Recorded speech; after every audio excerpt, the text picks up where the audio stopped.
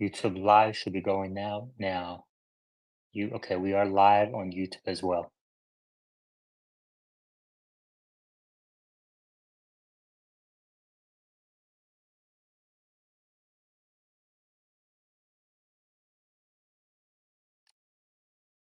This is not ideal, but it'll do for now.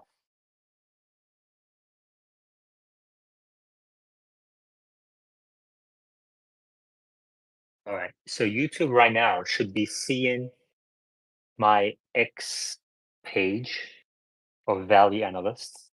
So there's at least something on the screen. Um, if YouTube Live can hear me, please chat. If YouTube Live folks can hear me, please chat.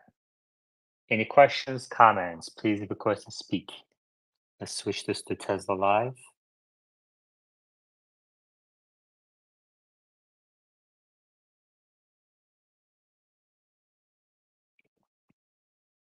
Can YouTube Live folks hear me?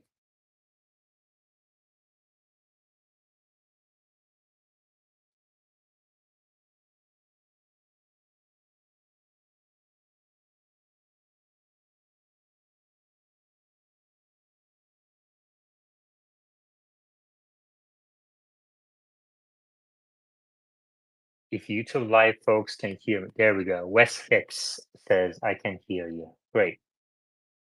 That's great. All right. So this is the best we got so far. This is the best we got. That's all right. Um, if I scroll down, Tesla Live, can you see this Tesla Live? There we go.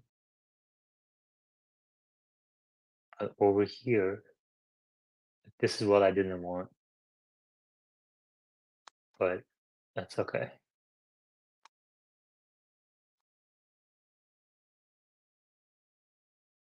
All right. Any questions, comments? Please request to speak. Um,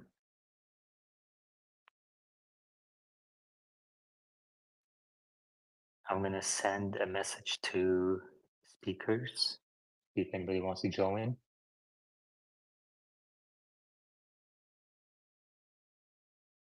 So Wes Hicks is on YouTube Live, but he's not here on X Spaces. So he's preferring to watch on YouTube. Okay. So we have a few folks now on YouTube watching. Yeah, this is the best we got.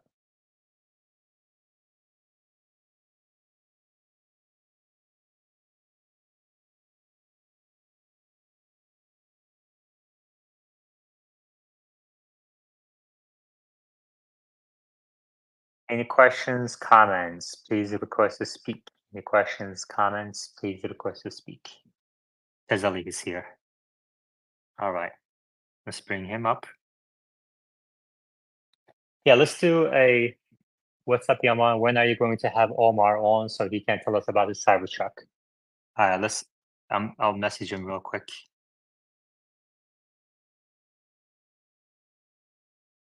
Perfect. Tezali, how are you? Doing all right. Just got to the gym, so I can't get on Oh, a okay. live, but I'm Yeah, listening that's here. fair. All right, that's cool. That's all good.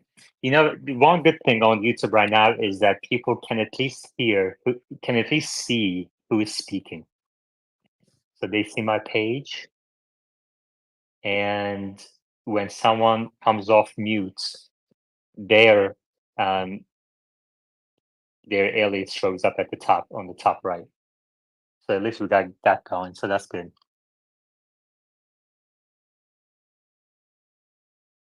So Tezali is on um, at the gym. GMPV says Brandon Lewis, my favorite YouTube. So is Brandon Lewis the same Brandon that's here?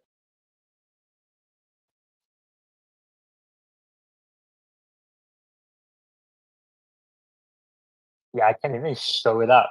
I can even show the comments on. Look at that, Brandon Lewis, my favorite YouTuber, now showing up on YouTube live screen.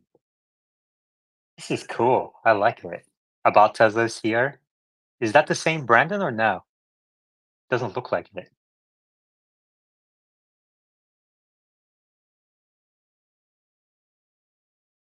Brandon, is that you? Yeah, Oh, okay. So that is you. All it's right, me. that's good. I'm driving, so I might sound terrible. Wait, so how are you on YouTube Live while driving? Well, I was stopped momentarily, Okay. but I'm doing Uber Eats just to pass time. So Oh, I see. Okay, great. That's great. All right. Well, don't let me hold you up from your work. oh no, I'm just driving for the next like 20 minutes Okay. on a highway. Wow. So, I mean, this might be a first time when somebody's on X on YouTube Live commenting, their comments showing up on YouTube Live, and your speaker and you're driving doing Uber Eats. That's you're multitasking. No question about that. I can hide that. This is great. They make it so easy. This is awesome. All right. Well, who wants to talk?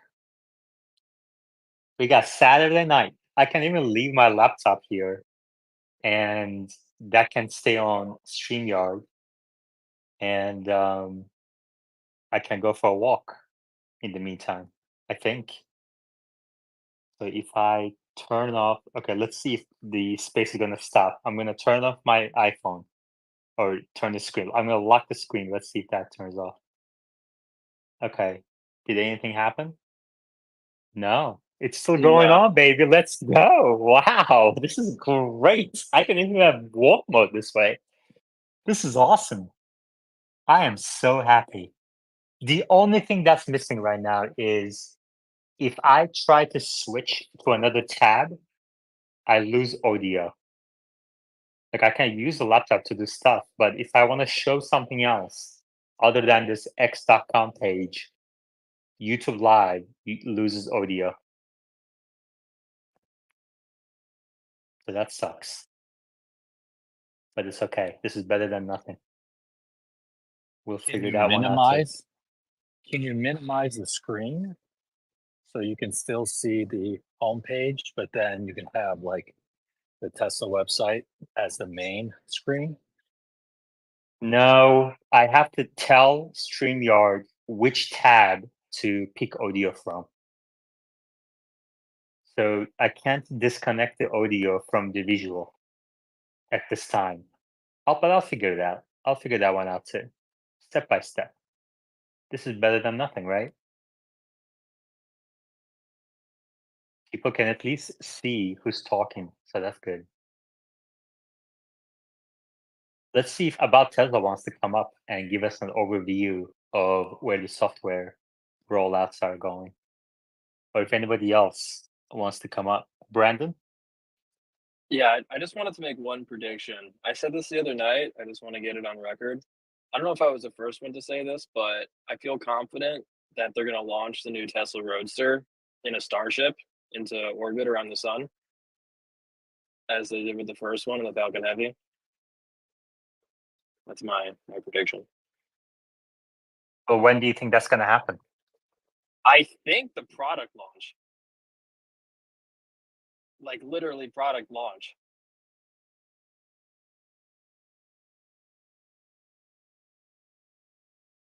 At the product launch. Okay. Oh, we have Steven Cybertruck in here. Brandon, can you raise your hand again, please? See, I see your hand on my iPhone, but I don't see it on YouTube Live. That's interesting. But I see the reaction. Interesting. So I see your facial reaction, not the facial reaction, but the like reaction. I see that too. And YouTube Live sees it exactly at the same time, which is great, but not when you raise your hand. But that's okay. I mean, I guess that's all right. Not the end of the world. Um, and we have 720p. Like the quality is not perfect right now. Actually, you know what I can do? I can turn on the TV and watch this on TV as well at the same time. Let's see how this works out.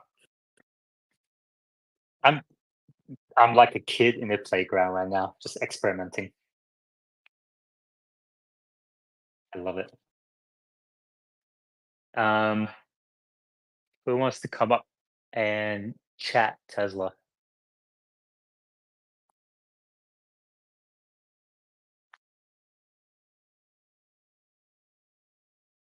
Steven is in here about Tesla. Oh, see, Tesla live, Valley Analyst live. Perfect. Oh yeah, that's not bad at all. That is not bad at all. That quality is all right. You can watch this on your TV now. Wow, man, I really need to. So I see on my TV now about Tesla just came up the speaker board.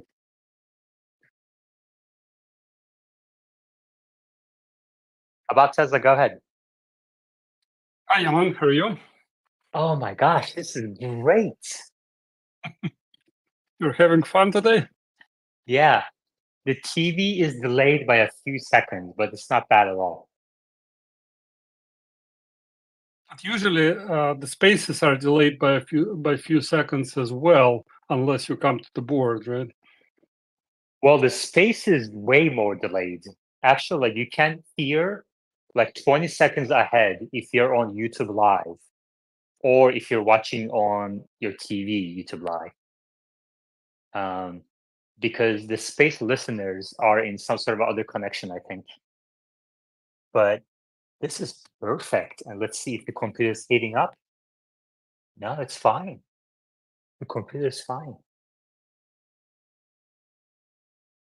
You probably know this, but make sure to pause for a few seconds at the end of the show before you disconnect, because what happens is you terminate before people get to hear the rest of your phrase. That's Yeah, like that's uh, fine. I mean, yeah, not that's not a big deal, but just something to be aware of. yeah. Wow, I can actually like this is great. I'm so excited. Um, and I can invite other folks as well. How do I exit um exit full screen? Hi chat. In full screen mode, new private chat messages will appear in the corner of your screen. You can turn this off if you're sharing the screen with others and don't want private chat messages to be visible. Exit full screen.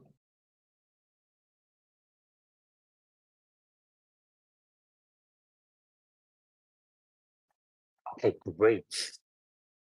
Oh, this is perfect. All right, so the TV sees it great. Um, and I see the studio on my StreamYard. Steven says, I'm not available for space at the moment. Spaces always seem to be delayed. Okay, that's fine. Let's bring Brandon Lewis with the best comment of the day.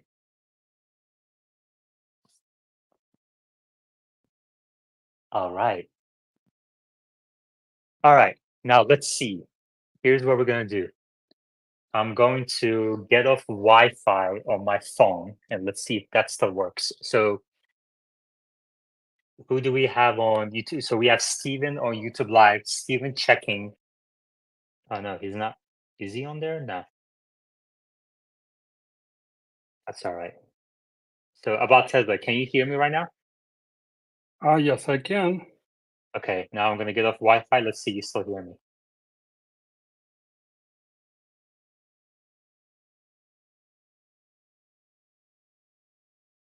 If you are talking, I cannot hear you.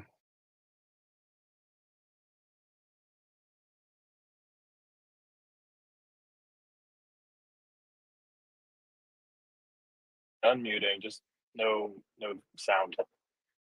Okay, hold on. Oh, heard that. Oh, you heard that? Yes. I heard. Hold on. Okay, about Tesla, can you hear me now? Yes, I can hear you loud and Okay, clear.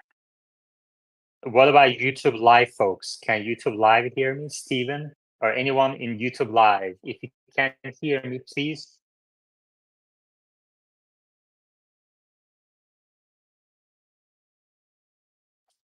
I mean, I guess I can just turn off the TV. Can you test 1, 2, 3, test 1, 2, 3, test.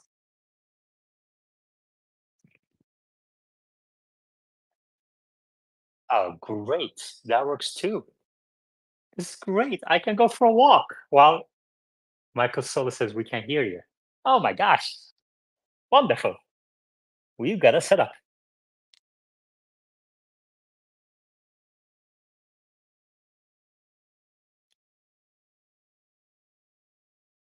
All right. About Tesla, what's the latest on? I'm gonna go for a walk and grab some food. I'm hungry. I haven't eaten anything all day today. Yeah, I I'll think I give can you a go quick upstairs. update. Yeah. I only have a few minutes, so I'll have to leave soon. But basically, what's on the version front, I posted the most recent graph indicating where we stand. But basically, it's still pretty much the same trend. So version 2024.2.7 is still expanding. So it's like 45% of the fleet, by far the most dominant version at the moment. Although the new version 2.8 is starting to make its share as well. So it's 4% right now. Still, about one third, more than one third of the fleet remains on the older branch 2023.44.30, three flavors of it, .8, .9, and .14.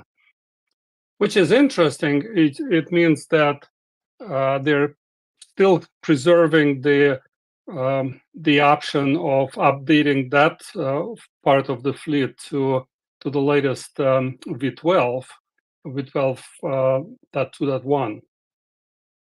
So it's shrinking a little bit, but it's still pretty big fraction, like more than 35%, about 35% last time I checked. So that's interesting.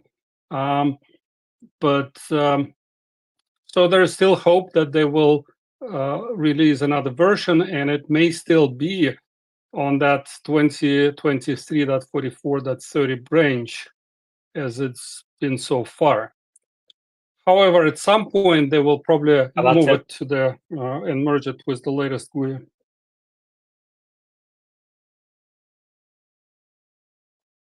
Go ahead. Your connection cut off. Interesting. Okay. I don't know Okay, which now part better. you've heard. We heard most of it. I could hear him. About Tesla, keep going. Yeah, so basically that's where we stand. So there is still no progress on the V12 rollout. It's been paused by more than 10 days now. So I'm hopeful that it may happen anytime now, maybe even this weekend. So we'll see. But it's hard to say. It's been, status quo so far. Not much changing other than just reshuffling between some versions. Are you surprised that they didn't roll it out this weekend? No, not really. And the weekend is not over yet, so they could do it tomorrow or even tonight. Who knows? Or it may take another week or two. So as we discussed before, it just depends on what they're doing, and we don't know that. So they might be running some new training cycles or what? Who knows? Yeah, Tesla Scope guessed that it would be this weekend. So looks pretty likely. Maybe tomorrow. Well, thank you very much for the update. I know you have to go. I don't want to hold you up. It is Saturday night after all. Do you have any plans for tonight?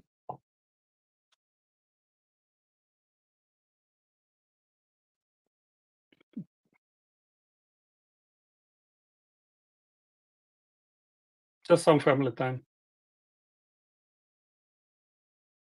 Just some family time. All right, great. Thank you very much for joining. Anyway, great. Enjoy your family time. All right, anybody else who wants to come up to speaker board? Please request to speak, otherwise I'll be on mute.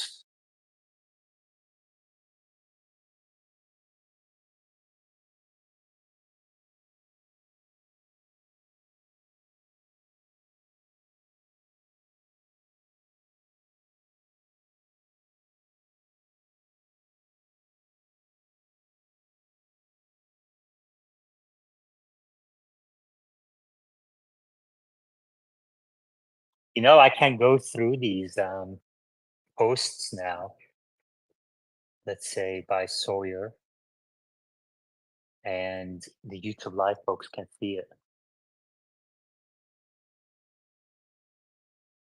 I just have to stick around on X basically.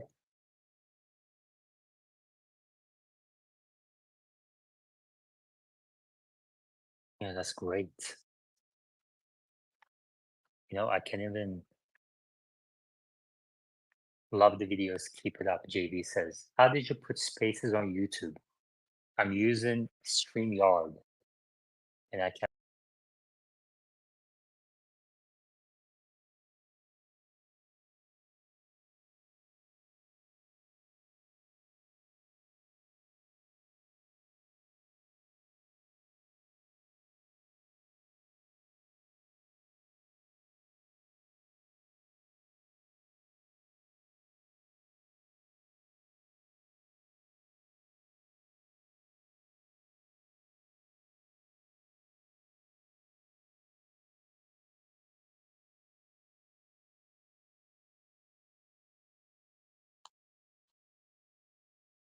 Now you see Sawyer's page on YouTube. Oh, West 6 is here. If he wants to come up and chat. And now we can go through Sawyer's post together. And I can remove Brandon's post.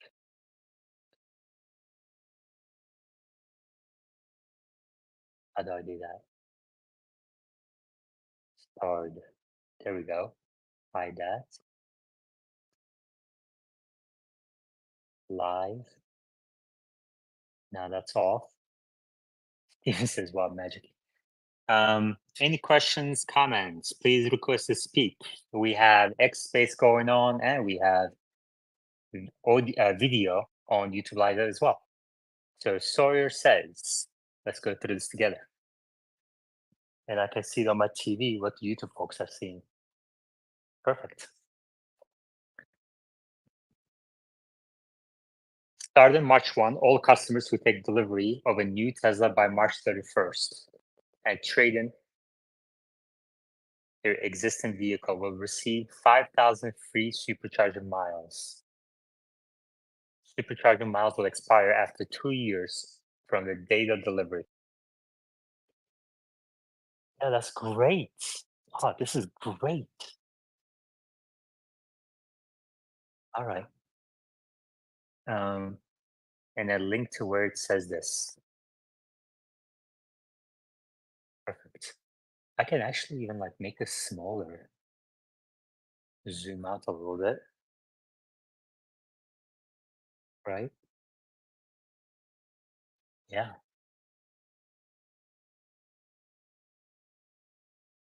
And I can open this up.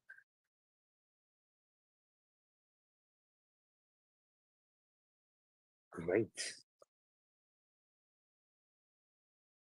I just need my computer to be faster, basically. That's the only problem right now. Nice. All right. Now, thanks for being here as I explore this. This is wonderful. Elon Musk says SpaceX just achieved peak download speed of 17 megabit per second from satellite direct to unmodified Samsung Android phone. Perfect. That's awesome.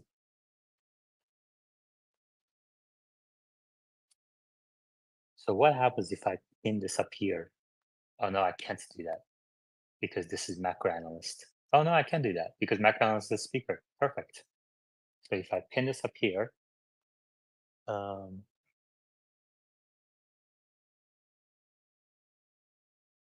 where does it show up?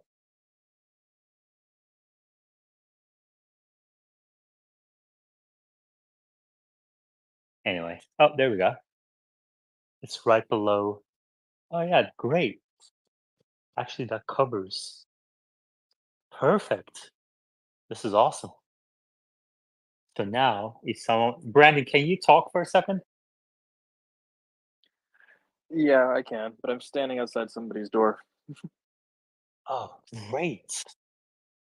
All right. Thanks, Brandon. Appreciate it. That works beautiful. All right. So now we can get rid of that. Go back to reading Sawyer. Um, Danny Duncan, who has 7.5 million YouTube subscribers, has taken delivery of a Cybertruck. He averages 3 million views per YouTube video. Great.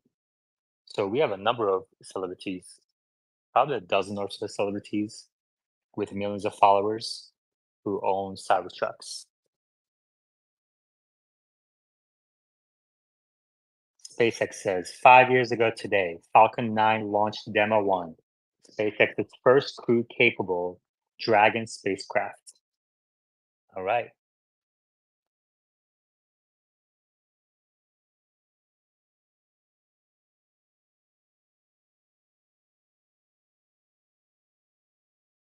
More Cybertrucks ready for delivery in Utah.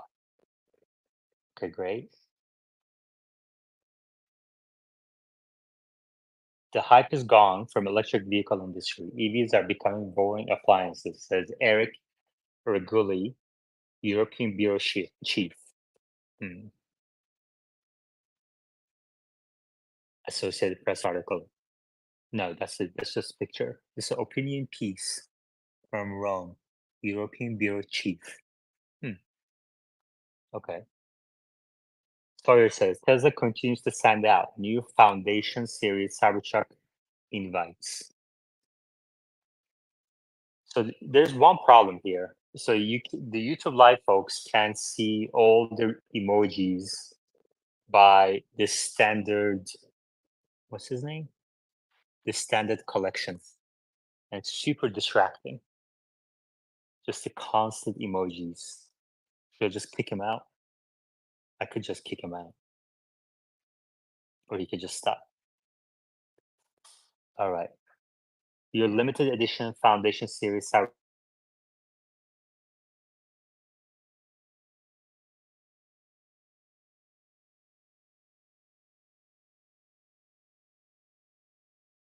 Great. So as long as I stick in x.com, yeah, we're okay. Yeah.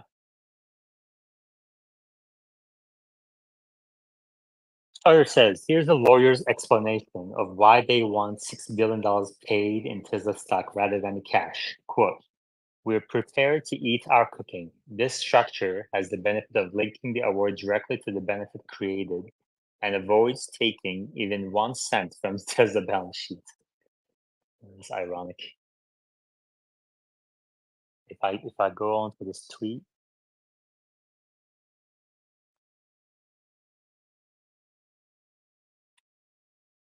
it is also tax deductible by Tesla. Okay. That's gonna be a huge what if they get this, it's gonna be a huge one-time loss.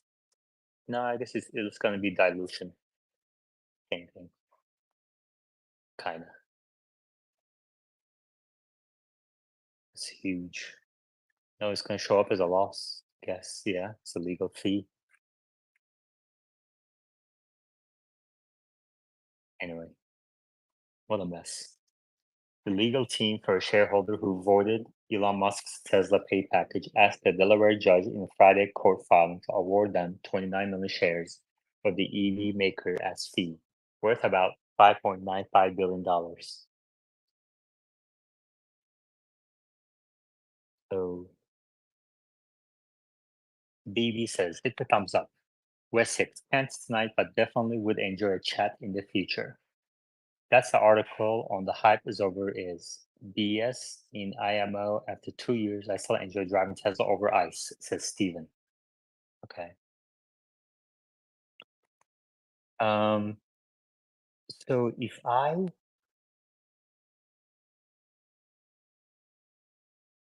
I go to a different website on this, then what happens? I need someone on YouTube to come up to speaker board.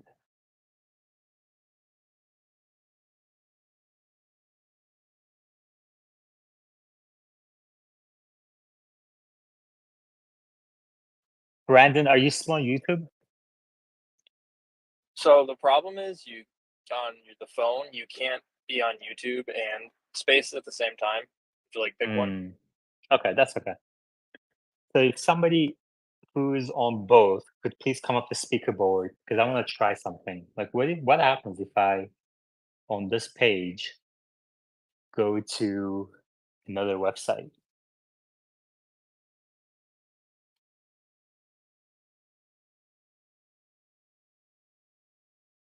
Because this tab is being shared on StreamYard.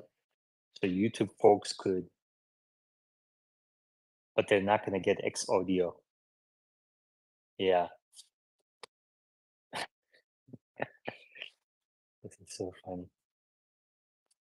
That's all right. I think this is the best we have so far right now. That's okay. Any questions, comments? Please request to speak. Oh, Ken is here.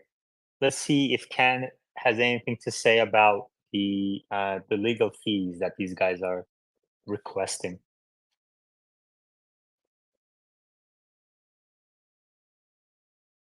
I sent Ken a invite to speak if he wants to come up. Brandon, go ahead. I just had a comment about the legal fees. It just seems criminal to me. Like the justice system just seems completely weaponized against Elon and Tesla at this point. It's a little bit concerning just for like the future prospects. But it's also amazing the irony there. They're like, no shares for you, Elon, but us, we need $6 billion worth.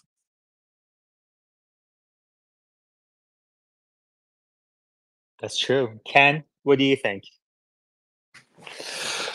I have not seen the filing done in Delaware, so I'm going to only go out off of what it is that I've read on X and elsewhere, but I haven't seen the plaintiff's reasoning for that request. It's an interesting request.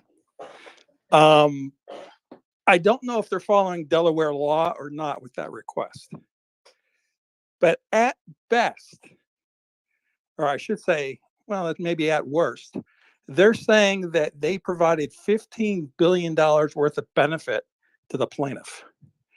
I want to know how they got that number. I have not seen that yet.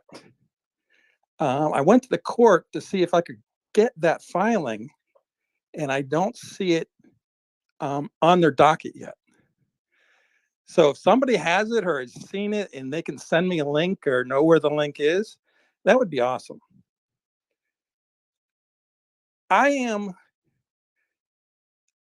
optimistic with the $5 billion number. I don't mind it. And why I don't mind it is because they've set a number that's their limit. Now the games begin. In negotiation, the first person who mentions price generally loses. So we've capped their damages at $5 billion. We get to whittle that down now. And that's what I hope Elon's team is doing. So to me, it's good news, bad news. Good news being it's 5 billion, bad news being it's 5 billion. Does that make sense? Because it's better than 15 billion. If they're saying they provided $55 billion worth of shareholder value or benefit to the plaintiffs, then they, under the law, would be entitled to a little bit more than 30% of that, or $15 billion. They're saying they're not entitled to that much. They're only entitled to $5 billion. McCormick is on record in Delaware saying she doesn't like exorbitant attorney's fees. There is a mechanism in the law that allows her to reduce that fee, which I think she will do. So again, we're in a holding pattern. And why are we in the holding pattern? Because I think Elon's being Elon. He doesn't want to settle. He doesn't want to pay any lawyers anything. That's just the way he is. But the bigger picture, I think, in his fiduciary responsibilities to the shareholders is to negotiate some sort of settlement to end this thing. That's what's irking me the most. His inability or unwillingness to be a reasonable CEO and negotiate a settlement to this situation.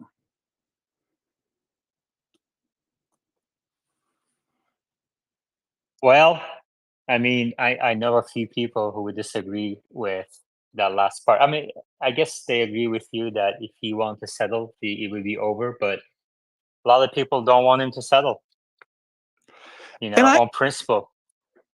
I understand that, but what you're looking at now is your best shot of winning this thing was in the trial court. In the trial court, 100% of the time, 50% of the parties are wrong. And in this case, Elon had his 50-50 shot and he lost. Now you're going to appeal and go to the next level where your chances of winning are now 5%. They've dropped precipitously. It's not a good place to be. Having reviewed the Delaware law extensively, the judge followed the law. The issue is going to be applying the facts to the law. The Supreme Court or the appellate court provides wide latitude when you start applying facts to the law. I am more convinced now than I was 2 weeks ago when I spoke about it that Elon's chances of winning are very, very, very, very, very, very slim.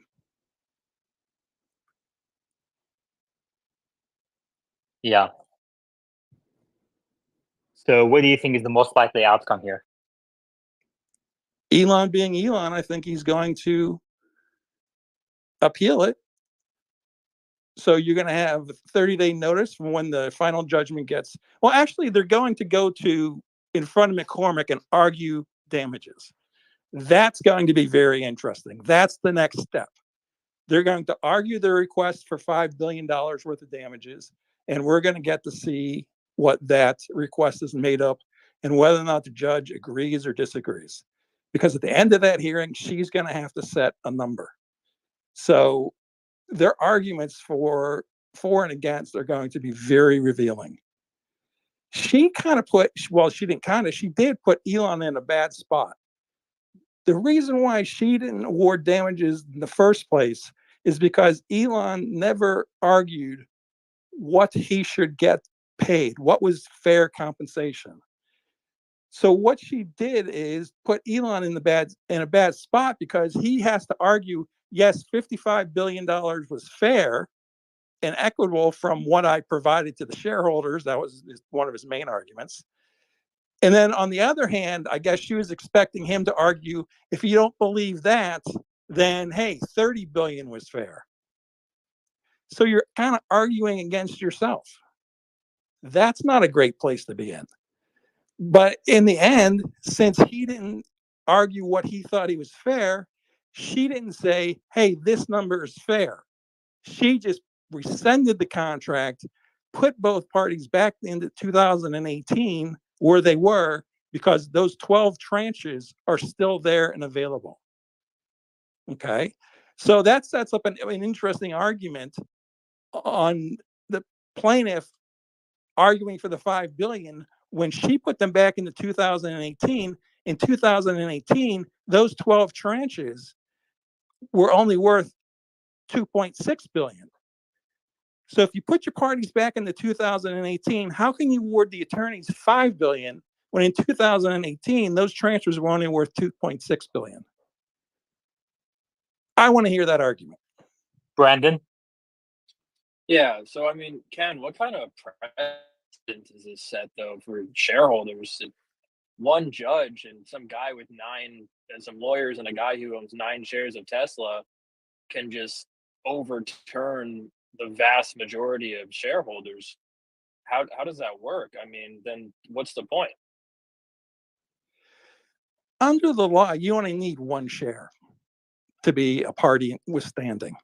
So this whole fascination with the 9 shares is it's an interesting publicity point, but legally it doesn't really mean anything. You only need 1 share to be an aggrieved party. Well, Now, forget about the shares. right. Just in general, he could have, you know, 1 million shares. But the point is, if the judge can just overturn what all of the majority of the shareholders think, what's the point of voting for anything? What's the point of having a publicly traded company? Like, who is held responsible for this? What if this hurts Tesla? They're saying they saved. They're saying they deserve $5 billion pretty much because they saved. I don't know what Tesla shareholders $15 billion. So I feel like this hurts Tesla, doesn't help it. So who's held responsible for that? Who has standing to sue them? I mean, is that even a thing? To sue whom? I mean, at this point, it's hard to say. I mean, because who's responsible for this ruling? I guess the courts of the state of Delaware. Can you sue the state of Delaware for hurting Tesla No, unfortunately unreasonably? not. No, they have immunity in their official capacity, so you can't sue the court and you can't sue the state. Now, according to Delaware law, which the standard in the basic standard, the default standard is the general business judgment rule, which means the court will let actions by the board of directors stand unless they get total deference, unless the court finds that the board was conflicted because they have a controlling shareholder. Tesla in the past cases, Solar City cases, all 3 of them, they all found Tesla to be a conflicted entity. Once you go and have a finding of a conflicted entity, the default standard changes from the fair business judgment rule to the entire fairness doctrine, which shifts the burden off the plaintiff to the defense. Am I getting too far into the weeds on this? It's we got all the time in the world, Ken. Go Yeah, ahead. I think you're doing great. Okay. So it shifted the burden from the plaintiff to Elon in the defense. And they had to prove 2 things: price and process. Now, in the Solar City cases, that judge found that Tesla was conflicted, but they passed the price and process fairness tests. So he let the judgment of the board stand. In this case, the judge found that neither the price was fair nor the process was fair. Okay. So how do we fix that as shareholders? What is our get out of jail free card, quote unquote? The get out of jail free card is a shareholder vote. If an informed vote is held, then that overrides the problem of a conflicted corporation. The judge found that the proxy statement was defective. Therefore, you couldn't have a fair and informed shareholder vote. You don't get the get out of free card, Elon. So therefore, the whole package was rescinded. There was nothing to save it. That's all straight Delaware law. From the Supreme Court precedence is just, it's decades old. You're not going to overturn that. The argument is going to be on Elon's side is that the judge didn't apply the correct facts. The problem is on the appeal, you're limited to what that court record is. She cited the court record extensively for her facts. That's why I'm not giving them. I mean, there's a chance. There's always a chance, but I'm not giving a very big chance of getting this judgment overturned on appeal.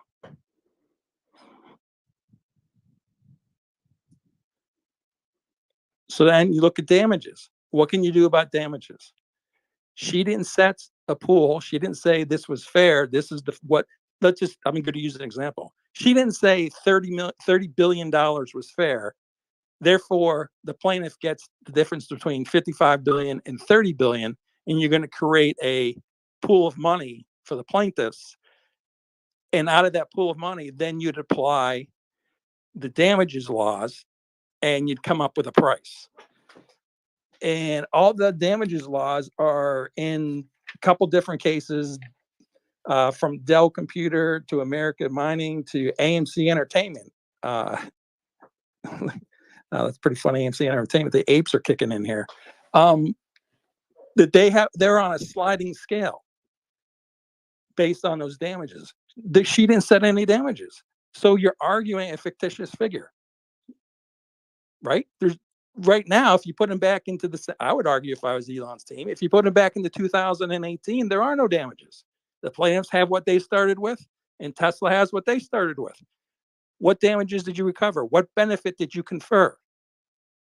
My argument would be none. Therefore, you're not entitled to any attorney's fee.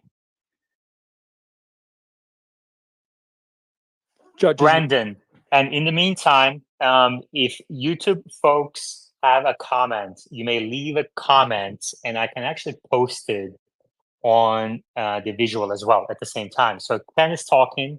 While Ken is talking, I can pick a sentence that he said to summarize what he's saying.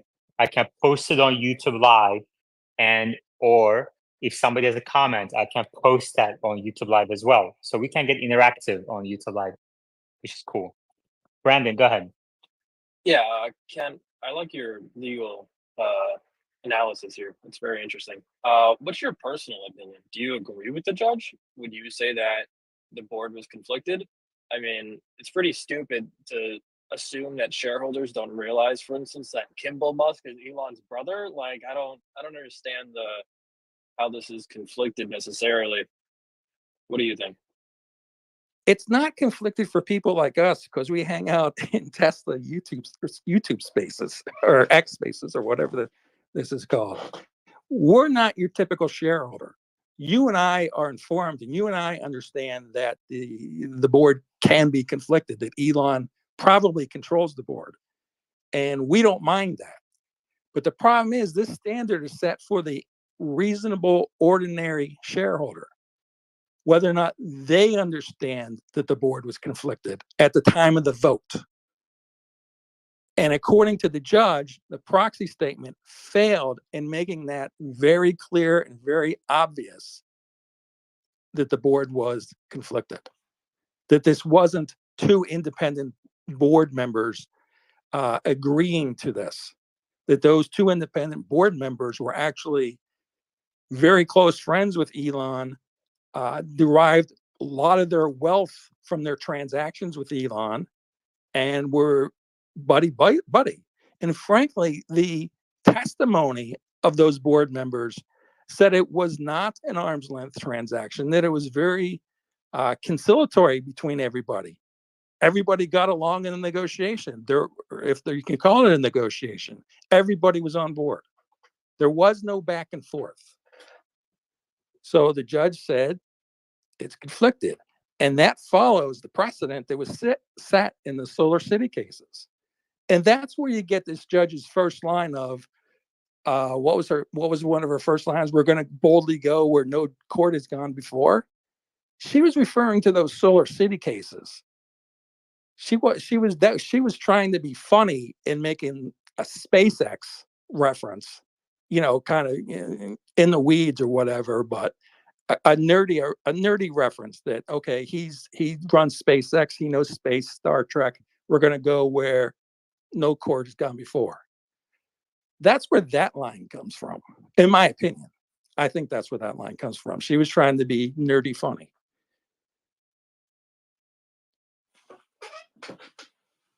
All right. In the meantime, Nat Painter on YouTube Live says, and I'll show this comment, if he settles, another will come. What is the true goal of this attack?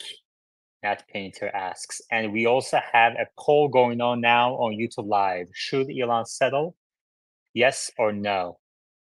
So you can go to YouTube Live and comment or cast your vote.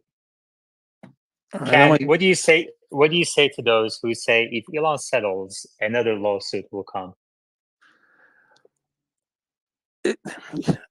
You're in business. That's part. Lawsuits are part of doing business.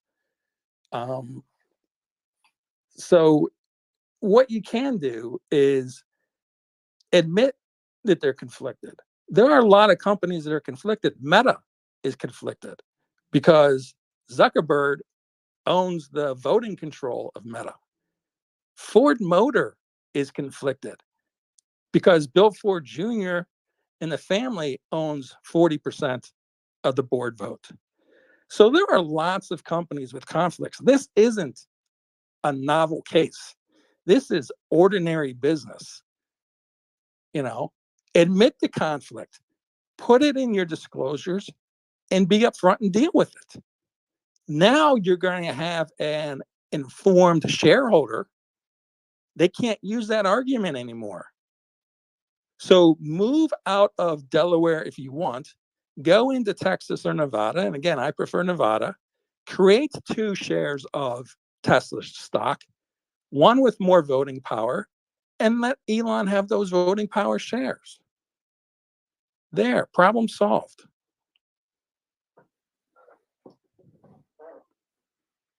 Brandon, what do you think about that? Yeah, 2 things. So how would they have even said they were conflicted? Is that like a legal term, or did they just go to the shareholders and, like, let's say this is 2018 or 17, whatever.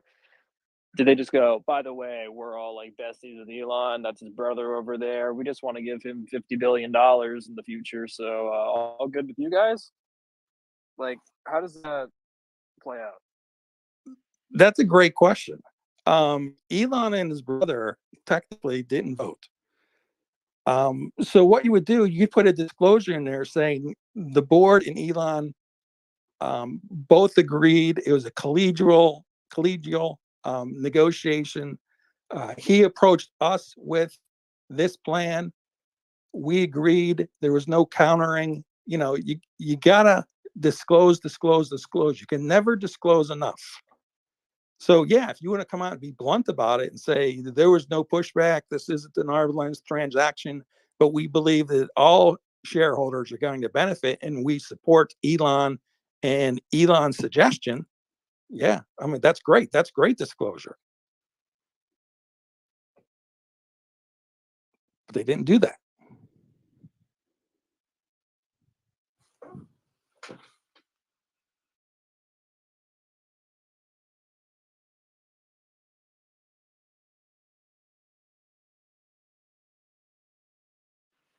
I'm actually going to pull up. If Brandon, you read, Brandon, you don't have to raise your hand when no one's talking.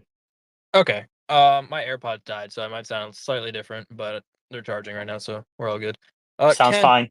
why do you prefer Nevada over Texas? Is that just like a personal preference, or is there laws that are better suited for Tesla in Nevada?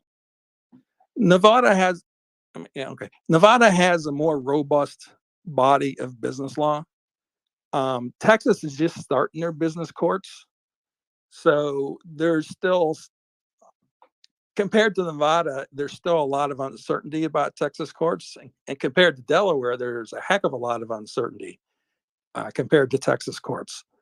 So institutional shareholders do care about those types of things. Nevada is growing much quicker than Texas is regarding businesses incorporating in the state of Nevada versus Texas. So I think it's a more of a logical place to be. SpaceX and what was another one of the Elon's companies both moved. X, I believe, moved to Nevada out of Delaware. No, I think X is still. Oh, you mean okay? So their headquarters, and I see what you're saying. Yeah, their headquarters are in California, wherever, but their domicile for corporation purposes is Nevada. I think Neuralink moved. Well, that could be too. I think it was Neuralink as well, because I remember the I guess one of Elon Musk's baby's moms. I think her name is Siobhan or something. I think she was talking about this. That's possible. I guess somebody could do a quick web search to find out because it was recent. Steven? Yes, I have a few questions for Ken. So I want to first give it like an analogy that's maybe not related to the case, but I'm going to talk about patents and how companies are sued constantly because someone has a patent that's something like what this company is providing. For example, Microsoft download software. So somebody has a patent that says something like the ability to download software. So what these they're called patent trolls do, they go after big companies like Microsoft or Google, and they sue them constantly for patent infringement. So, and of course, the companies settle for a couple 100,000, maybe $1 million. So maybe this is not related, but at what dollar amount should we settle at? Like, I mean, this could go on and on and on. It's going to go on for 2 years. They have 30 days after the judgment is entered to file their notice of appeal.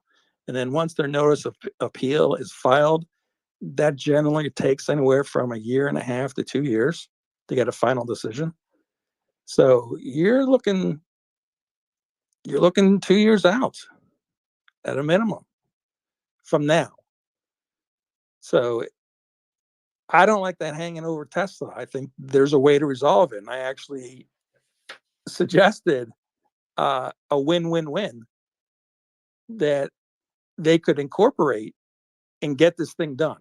The attorneys get paid, Elon gets paid, and the shareholders get paid for a lot less than $5 billion. In fact, my scenario was the attorneys get $500 million, which would be the highest paid attorney's fee in the state of Delaware. You know, the state of Delaware, their highest fee is right now a little over $400 million.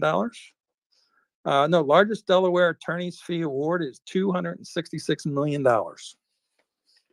Under my settlement proposal, they would get 500, so they'd be number one in Delaware. So I don't think McCormick is going to allow this $5 billion attorney's fee request to stand. You know, go on.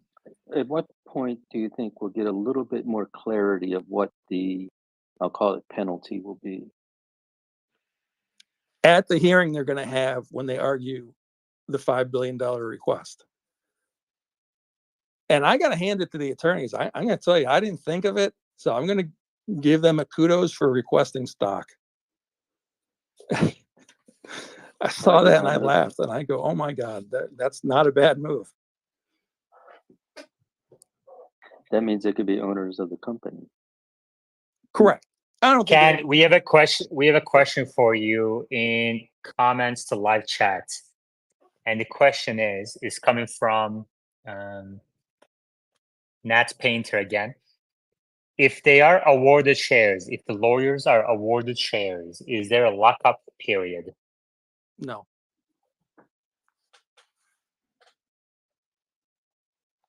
Simple enough. No, they get the shares. They can do with them what they want. You could negotiate something, I guess. You can always negotiate, but no.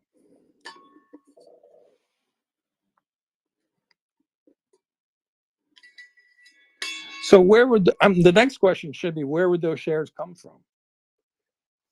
Tesla would just issue them. So you're saying that the lawyers can get the shares and dump them right away? Theoretically, unless the judge sets up some sort of payment schedule. Yeah. Can you do me one favor, Ken? Do you have an iPhone? I'm on my iPhone right now. Okay. From the upper right corner, swipe down from the upper right corner, swipe down, and on the upper right corner again, under mic mode, select voice isolation.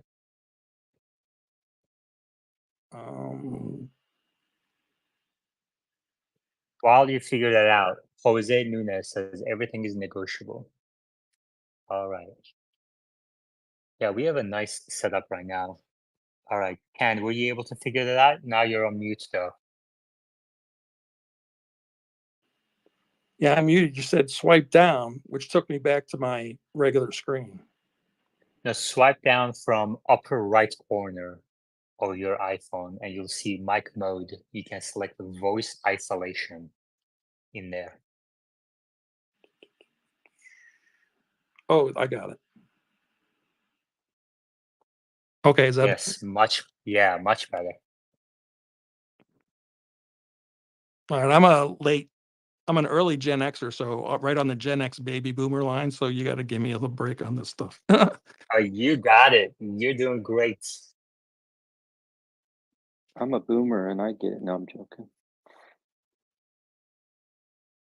So Ken, if you had to, so given everything we know right now, if you had to put a probability assignment on the lawyers getting these shares, what would you assign? The lawyers getting the shares,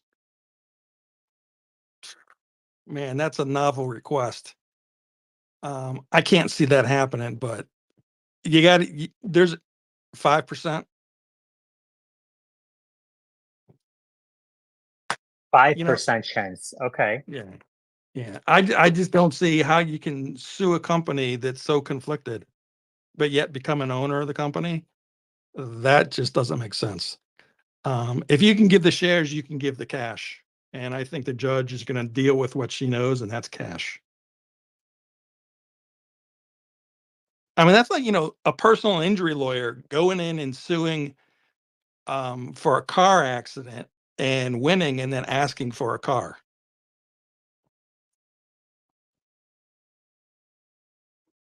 That doesn't make sense for the fee, We have another question from Simon Claringbold. I'm going to show this on YouTube. Simon Claringbold asks Ken, given the total loss for the case claimant is 9 shares, shouldn't the payout be limited to the claimant's potential loss? This reeks of insuring a car for $10,000 and then getting a $5 billion payout. Can you explain that for Simon, Ken? Well, you only need one share of a corporation to be a shareholder, to be an aggrieved party, to have standing in order to bring the suit in the first place. So the number of shares don't matter. And is that because, why is that? Is that particular to the US or is that the same around the world? Are there other examples of somebody with a few shares coming in and kind of winning such a big case? Oh yeah. Yeah, that's not unusual. This happens a lot in merger and acquisitions cases, and those deal with the disclosures that were given by the board at the time of the merger or acquisition. And they go out, law firms, plaintiff law firms, especially class action law firms, go out and find professional plaintiffs to bring disclosure violation cases against corporations to basically do a shakedown of the corporation to get paid. It's not unusual. It's one of the oldest professions known to man.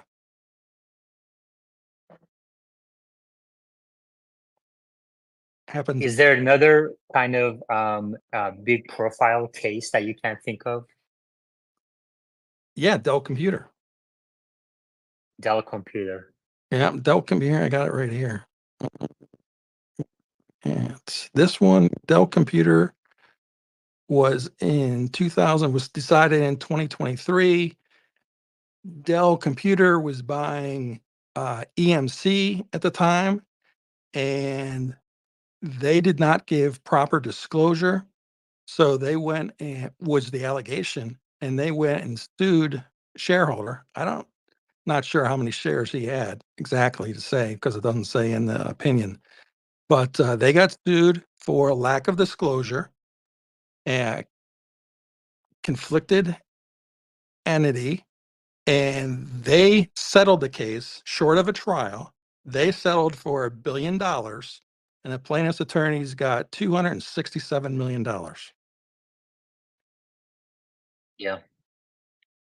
Yeah, that's a big award. So what do you think is the most likely outcome here?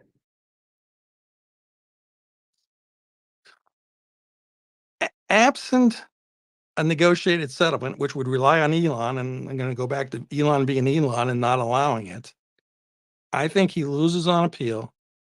And whatever it is that when I say they, the plaintiff, defendant, and the judge decide at this hearing they're going to have to argue over the attorney's fee is going to hold. At most, and this is where the good part is, at most we know it's capped at $5 billion because that's what they've asked for. They've asked for shares, and the shares at the time of asking were worth $5 billion. Whether the judge awards the cash or the shares, I don't think she's going to award the shares. I think she's going to award cash. So I think the case stands. The compensation remains. He doesn't get his 55 billion right now. They stay rescinded. And then there's ultimately going to be another shareholder vote where they disclose everything, like who's not going to know now that they're conflicted. And it may go back to the shareholders for a vote, because that's your get out of jail free card. If they can't negotiate a settlement on what's fair to Elon, and even the judge said Elon gets paid, he has a right to get paid. She just didn't think it was 55 billion because the shareholders didn't have that informed consent. Then the value that the plaintiff's attorneys negotiated is that difference. You see what I'm saying? Does that make sense? Yeah. Stephen? So I have a question. Maybe Yaman, you can answer, or Ken. There have been many hangovers, quote unquote, the Twitter hangover, and there's a few others. I can't think of them. Is this categorized as a hangover that could cause quarterly results not to come in line?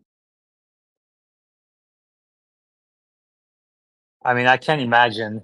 I mean, it's already a hangover, right? In so many ways, but I'm hungover from all the hangovers. Okay, Person, that's cool. personally, I would say yes, because Tesla has to allot for legal settlements in their financial statements. So there's a line in the financial settlement statement somewhere in their P&L for corporate liabilities for legal. So it's already in there. I don't know how much is baked in there, whether or not they've set aside 500 million or 15 billion. I don't know. I'll leave that to my CPA friends to tell me on that. But yes, it does affect it would affect their quarterly earnings. Yeah. Amy? Hey, so how does this affect, they would have voting shares. How would this affect compensation package for Elon then, if they voted their shares? They get 29 million shares? If the judge awards the shares, then they are a shareholder times the number of shares is their voting power. So yes, which is another reason why I don't think the judge awards the shares. Well, I think the judge's decision was pretty bad anyway. I don't see why, well, this is awful.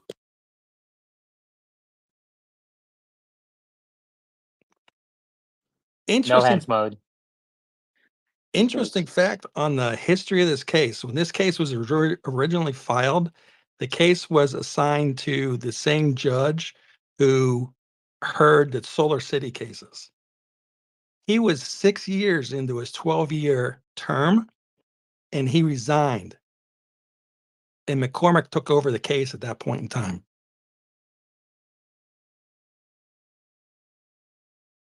I thought that was interesting.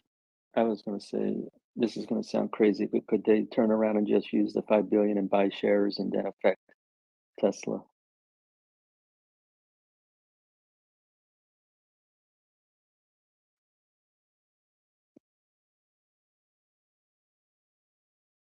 They theoretically, those 12 tranches are sitting there. So I don't know how they calculated the 5 billion on what day. Did they take, okay, we want, 27 million.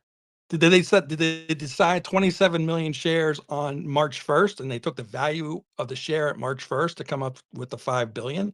See, all that's going to have to be explained in this hearing that's going to be held when they argue the attorney's fee award. So it's hard to say right now. But theoretically, those 12 tranches are there. Can they? I guess my question would be, and again, I'd have to go ask my more learned colleagues, could they just take some of the shares that were sitting there that they already acquired and hand them over? So basically, it's already accounted for in the Tesla P&L. I don't know. No, I don't think legal fees like this are accounted for Tesla's P&L. No, there's no reserve for this right now. But I think the bigger issue here is obviously Elon's compensation. If like this kind of ties the board's hands a little bit in motivating Elon, obviously. So that's I think the bigger issue for investors going forward, not the some legal fees that we're going to pay one time. Like in the grants, let's say for example, Ken, that the lawyers don't get the 5-6 billion they're asking for, they only get $1 billion, right? $1 billion in Tesla's history today, with the market cap the way it is, 2 orders of magnitude larger, is not that big of a deal for Tesla. The bigger issue is, can you motivate the CEO who wants 25% of the company? Right, I agree. And that's where moving to a jurisdiction that's going to allow you the dual shares, I think solves your problem, because now you can give him super voting shares and give him the 25% that he wants. Right. So why hasn't Tesla done that already? Great question, Yaman. Great question. Yeah, the other companies have, right? Neuralink did, Boring Company did. Didn't SpaceX already move as well? I think so, yes. Yeah, so SpaceX why either hasn't went, Tesla? yes, SpaceX either went to Texas, I think, or Nevada. I know one of them didn't. And I'd have to do a little internet search to find out which one. And no, the next question I know is going to be, well, if they move from Delaware, does Delaware still have jurisdiction of the case? And the answer to that is yes. But can you say that last part again, please? Sure. Then the next logical question would be, if Tesla moves from Delaware now, before the final resolution of the case, does it still get litigated in Delaware? And the answer is yes. How do you move? Is that a different process since it's a publicly traded company as opposed to, let's say, SpaceX or Neuralink or whatever else? That's more or less a paper exercise. Okay, so there's no like shareholder vote or anything like that. Well, yeah, the shareholders have to vote, but I'm assuming they're going to vote yes. So if they vote yes, it's just a matter of filing paperwork. And they'd have to approve the two different share classes of stock. So I'm assuming it would be maybe in the annual shareholders meeting coming up. It might be in that. At least that would seem like an appropriate place for it.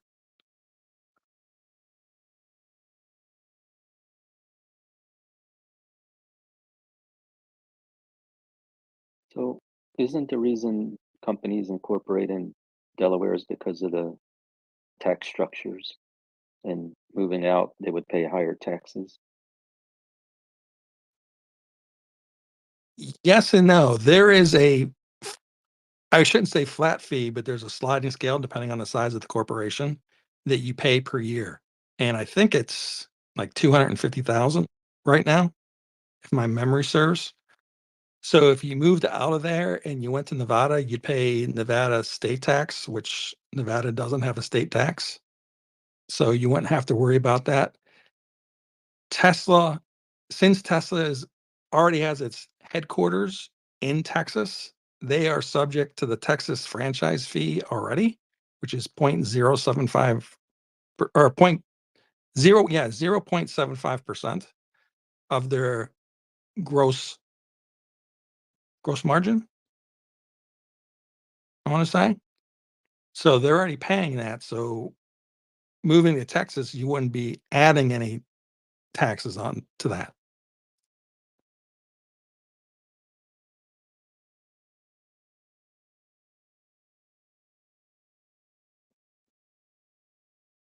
So then why haven't they?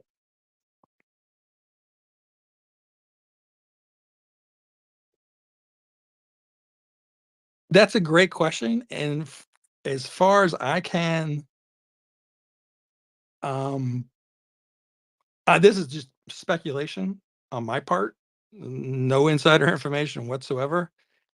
But in 2018, Elon owned 21% of the company, I do believe.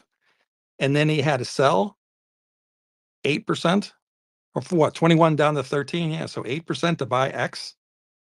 So it really wasn't an issue back then because he had 21%. And then if you add on what he was getting in these tranches, he would have been over his 25% at the end.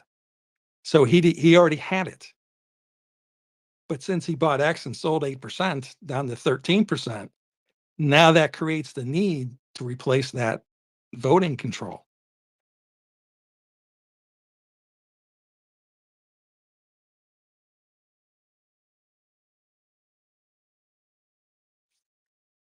Yeah, but that's that's in the past, right? Like that's we're looking forward. So I mean, I guess if the other companies have moved and Tesla hasn't moved, there's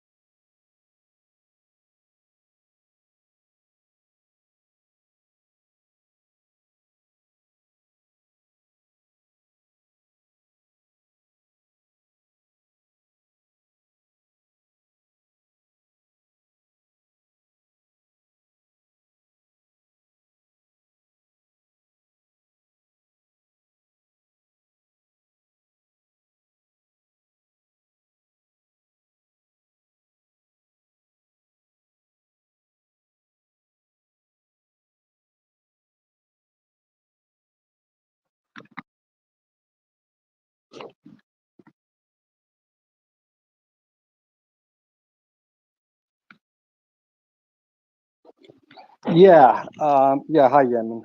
Hi, Ken. I just want to ask, these kinds of frivolous lawsuits normally sort of happen in the US here. Correct me if I'm wrong, Ken, but they don't really happen in the UK, for example, do they?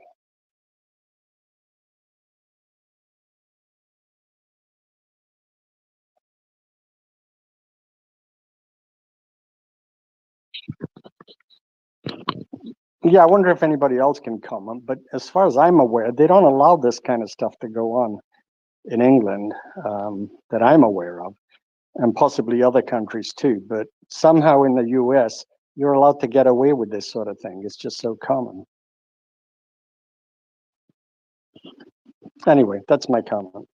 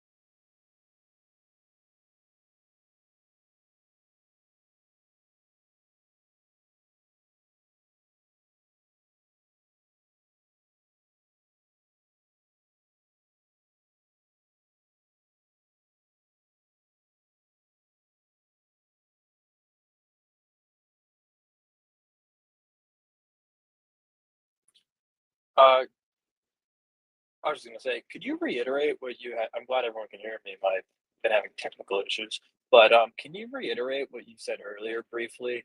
That you would argue that the lawyers are entitled to $0 because what was your reasoning?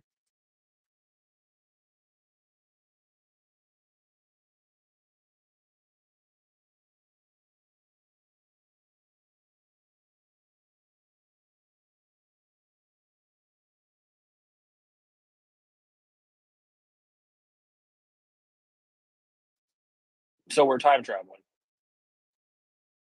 sort of. Gotcha. Oh, that is weird. So their argument is based off the 2018. So we're in 2018. So therefore, there's no benefit because it never happened, or because it wasn't going to happen, or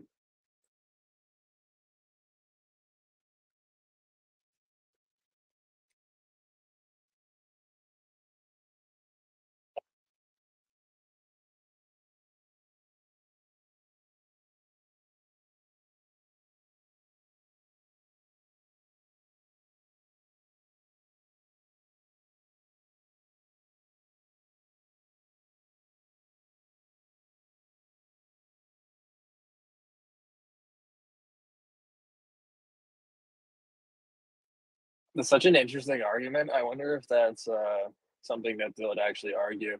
That's so funny too. Huh.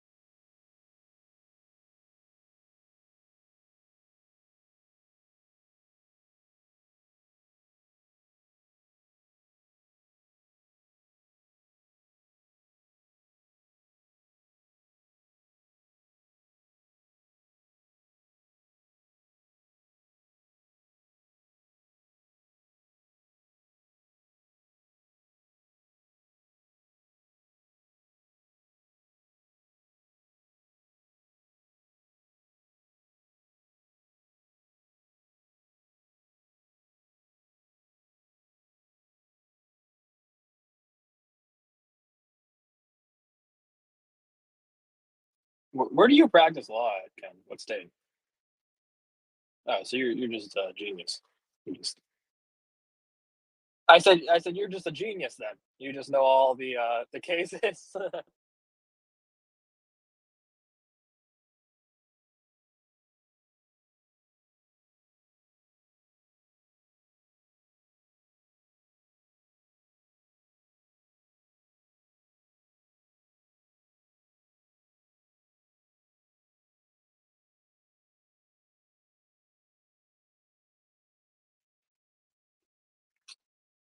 Well, moment of appreciation for you because without, you and X Spaces, we wouldn't have this information as readily. So thank you.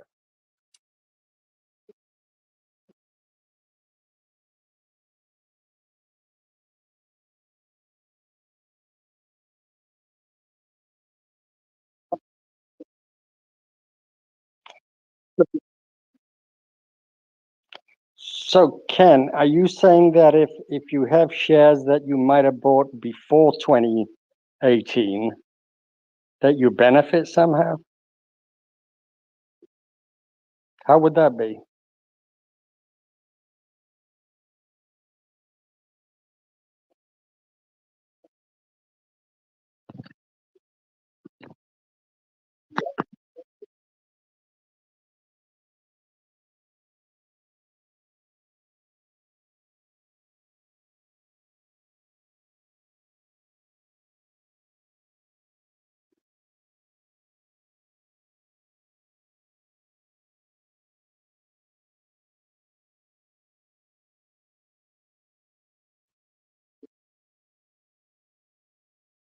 Oh, but you have to be in the class. You have to be in the class lawsuit. It doesn't just automatically benefit you. Oh, yeah. I mean, most of us aren't going to do that, right? Even if we have some shares prior to then. So, okay.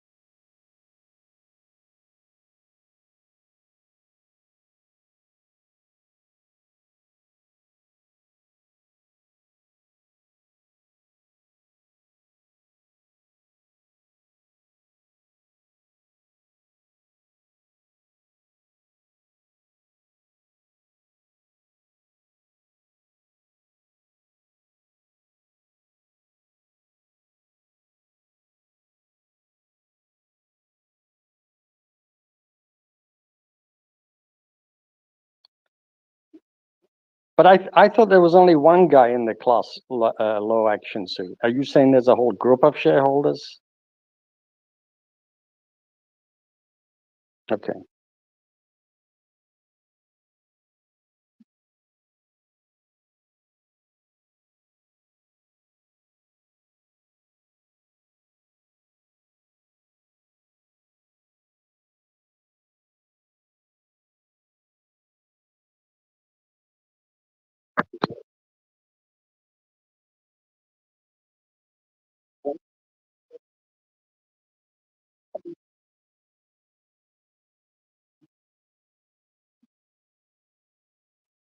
And then they'd recruit other people to be part of the lawsuit too, is what you're saying.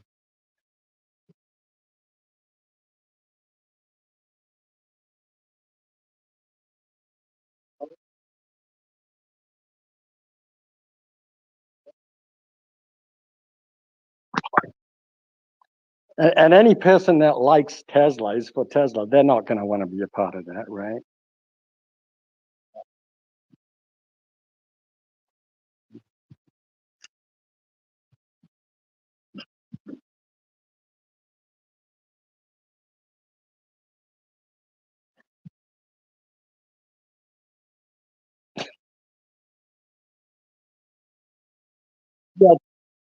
Yeah. Yeah. To me, it just seems morally wrong. That's all. All right. Well, that's true.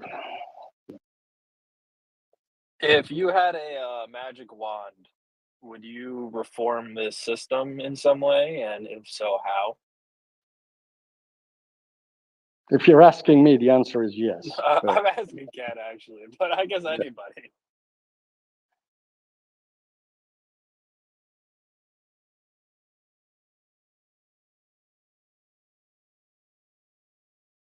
Because I'll just say why I'm asking. To me, it all just seems like mafia esque.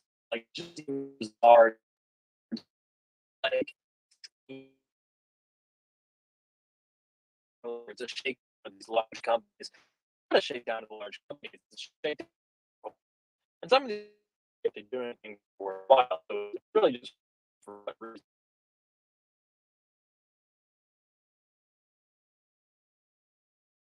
yeah, really. But the U.S. does have a lot of frivolous lawsuits. It does need what do they call that? Tort reform. But I don't know that it'll ever happen because the lawyers' lobby is just too strong.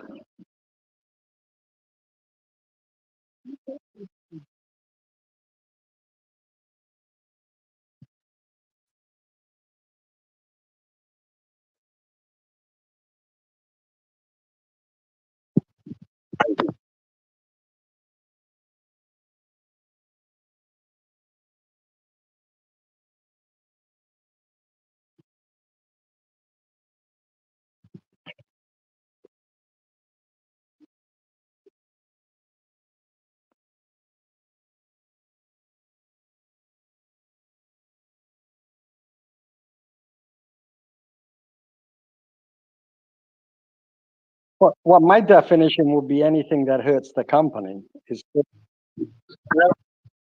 yeah, yeah. But he said the lawyers are the problem. But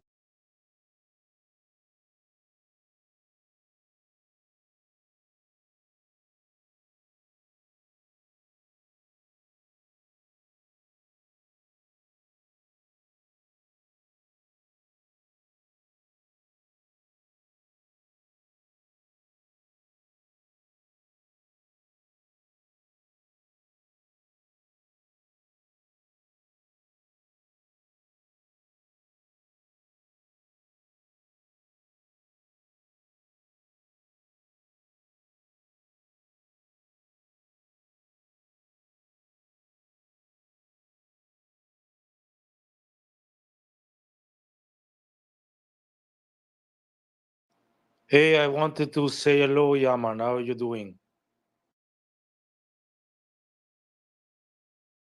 Good, good. I'm here in Austin, a beautiful weather today.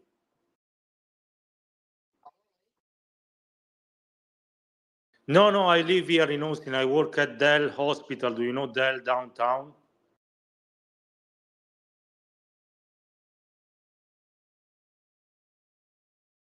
Also at Dell Children, if you know that.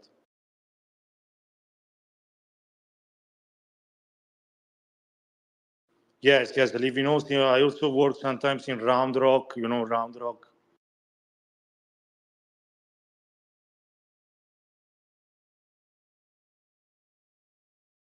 No, I just wanted to say hi. I saw you hosting, and where is Omar? He's not around tonight.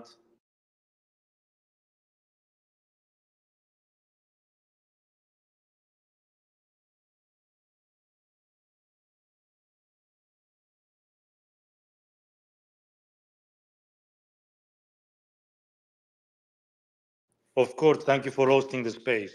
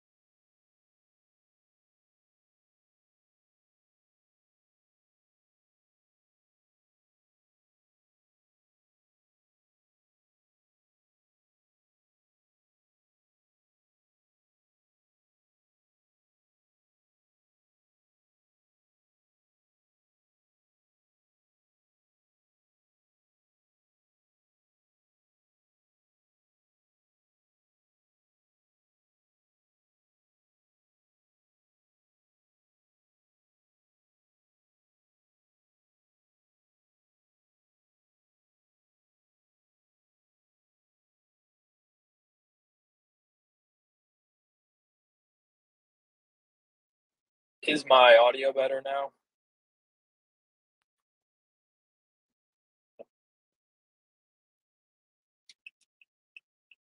Oh, no, you said earlier that if you had a magic wand, you'd fix my audio. Okay, alright.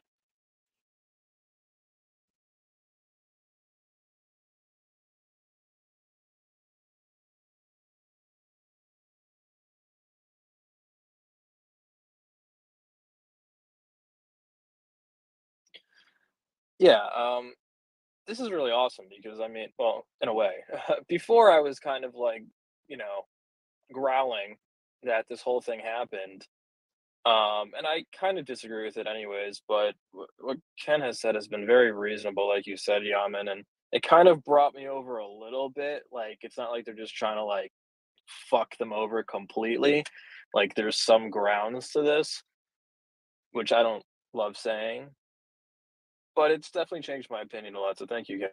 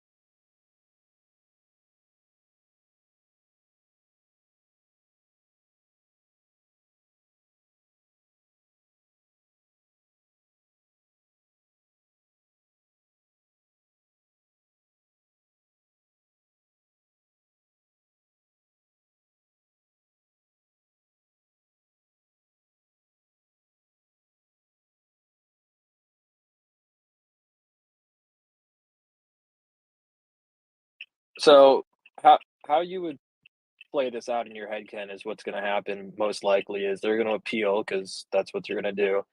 They're going to lose. Then there's a settlement, and then best case scenario would be they pay $0 in damages, and then what, a new shareholder vote for a new payment plan for Elon or something.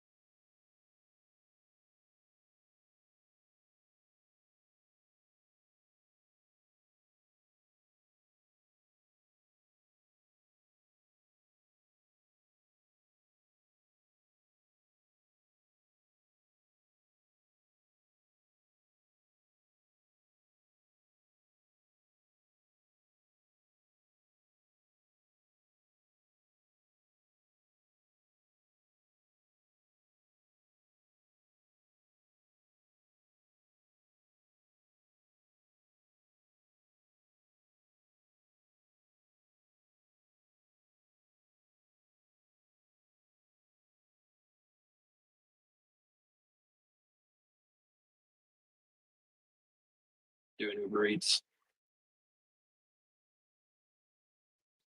Um, it's okay. I just wasn't really doing much, and it's Saturday, so I was like, let me just do this and make like, $20 an hour while I'm in spaces. I'm not really doing anything. So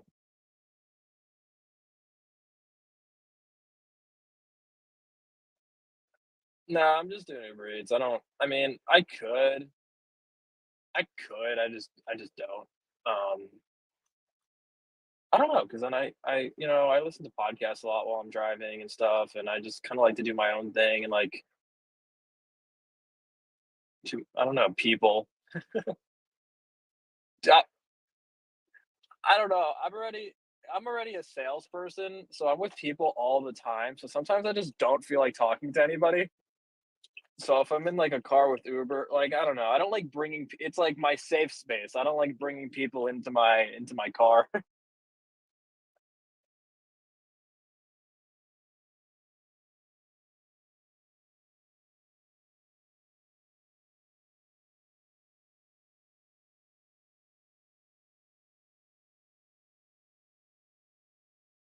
What? Say that one more time. I think I missed it.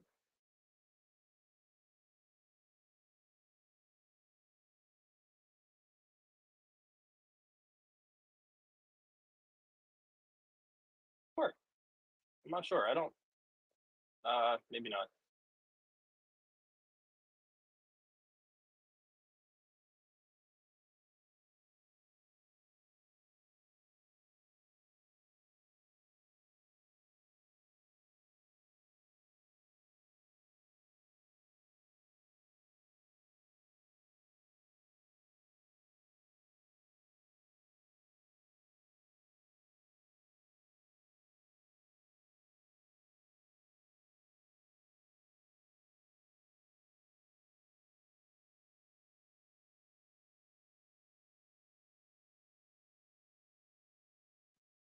Sometimes it just cuts out. I probably would do Uber, like regular with riders if I had a Tesla. I think that'd be cool, as especially with like full self driving. I would find that interesting.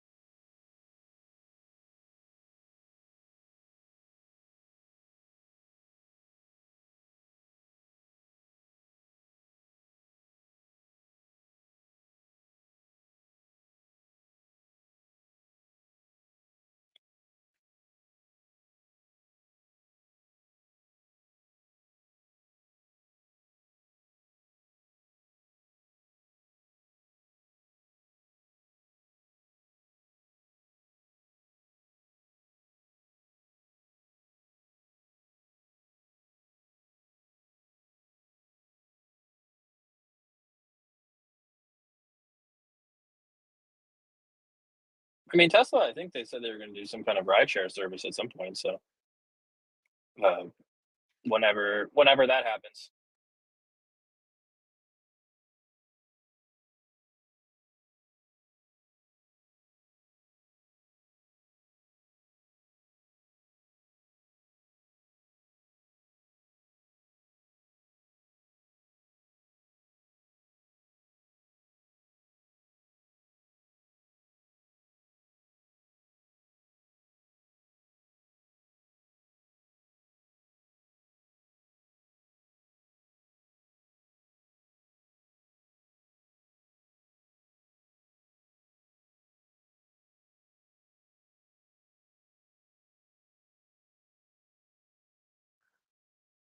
I mean, it's it's really hard to say right now because people aren't really good at analyzing exponential growth. More just like we're kind of designed for linear growth, and I think it was more linear, and now they're on a completely new um, software set with version 12. So I I would love to say that this is going to get exponentially better and we'll be at that exact point in a year from now.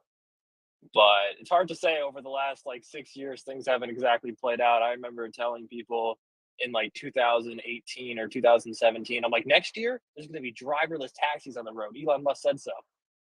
So it's hard to pinpoint right now.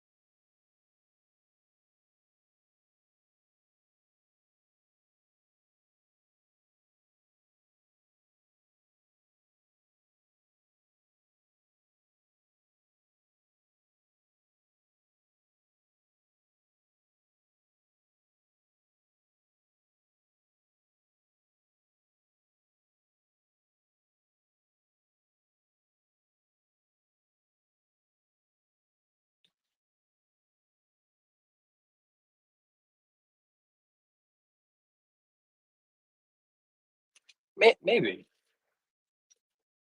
I would like to think that version 12 of the updates were going to be faster than previous versions because there's much less parameters and code that needs to be updated. So what would need to be just changed is the like learning set, I guess.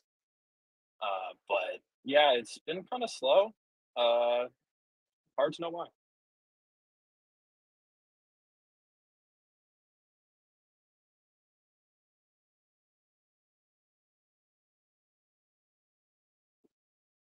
Yeah, that or it's new. I mean, maybe they're trying out different methods to see what works better. I'm not an expert at it, and I do pay close attention, but I'm not an expert. Um, they haven't really done this before, so there's much less coding. So maybe they're when they do something, they're kind of they might be trying to figure out why is this happening because they didn't code it. It kind of coded itself in a way.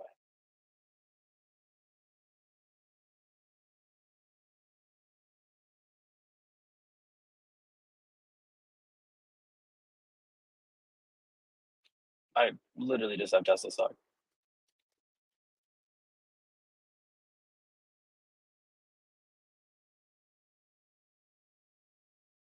I'm not that far in my investing career.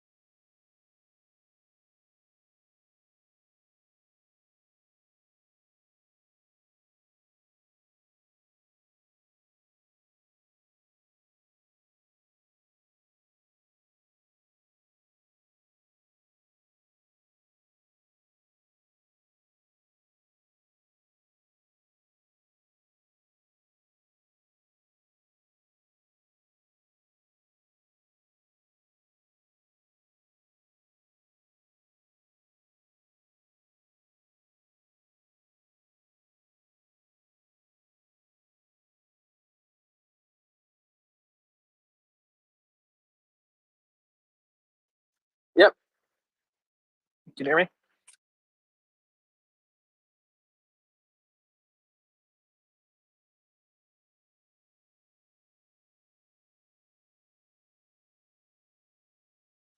One, two, three, four, 5, 6, 7, 8, 9, 10. Can you hear me? On the YouTubes.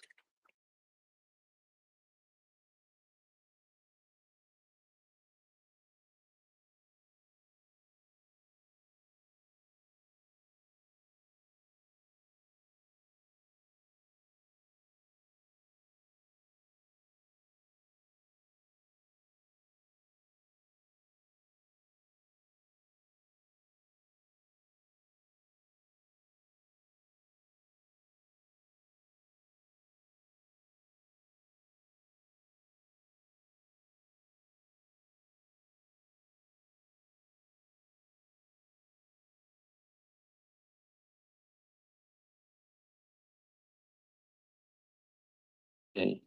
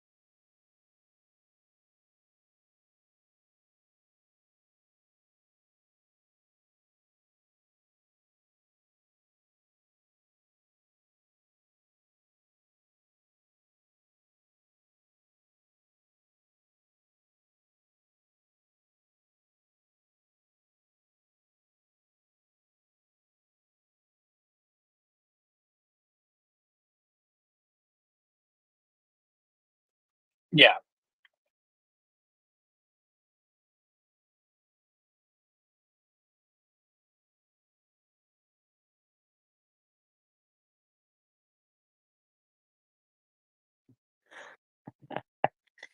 That is so weird. Brandon is indeed the only one that can speak. Brandon, you can be the spokesperson on YouTube Live for us. I mean, the reason being is because you can't. Are you streaming your screen or like your microphone rather? Okay, I just heard myself, so YouTube is fine too.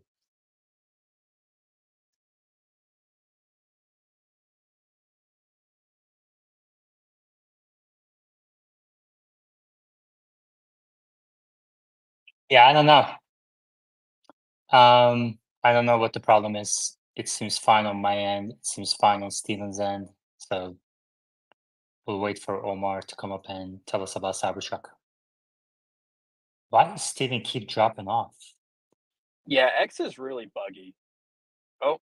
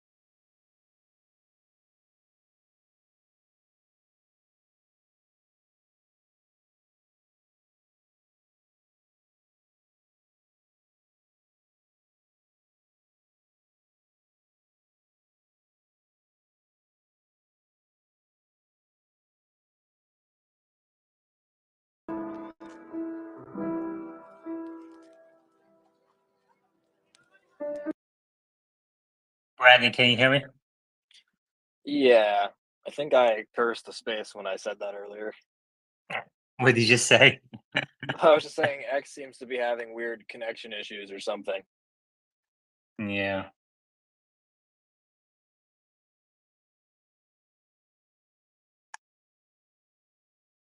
Ay, ay, ay, ay, ay, ay, ay.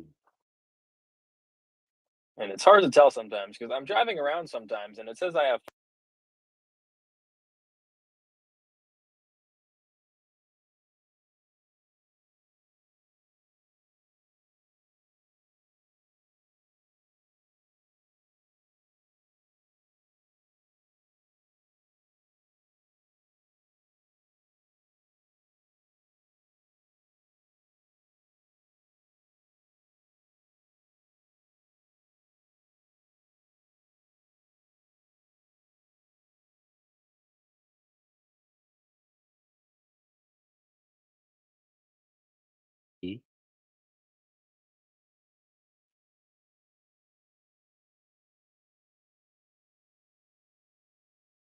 All right.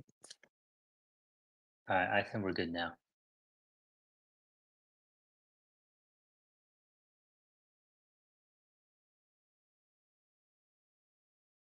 All right. I got a message. See where that's from.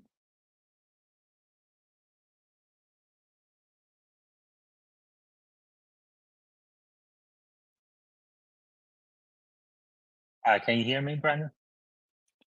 yes. All right. I haven't heard from Simon in a while. If he wants to come up and talk to us a little bit, he's welcome to. And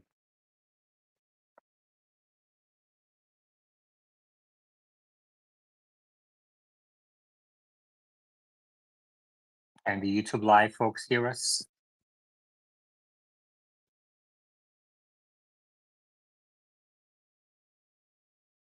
Test 1, 2, 3. 1, 2, 3 test. Oh, Ken is answering questions here and on YouTube live.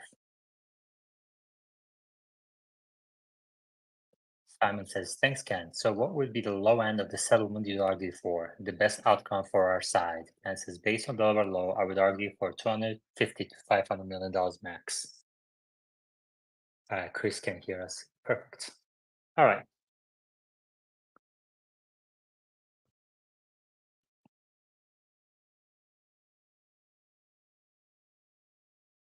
Any questions, comments? Please request to speak.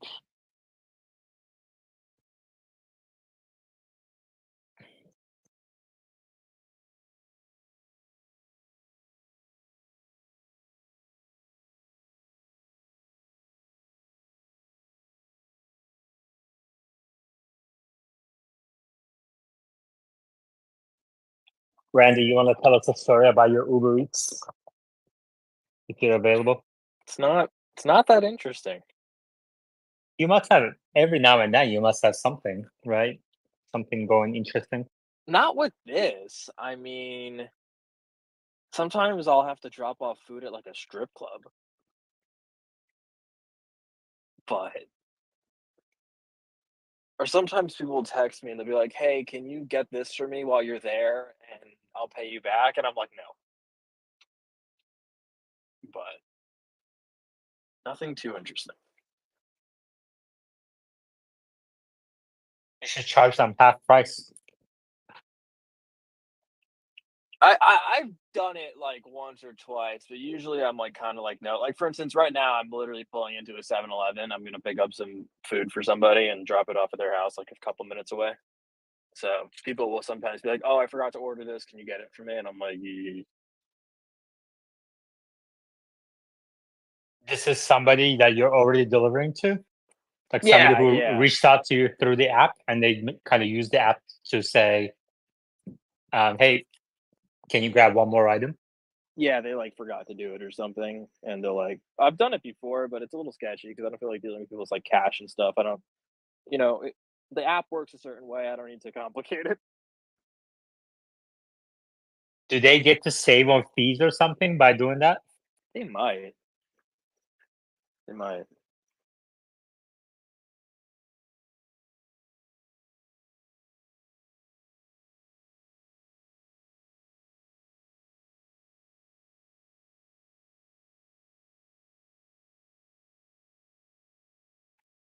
Any questions, comments? Please request to speak.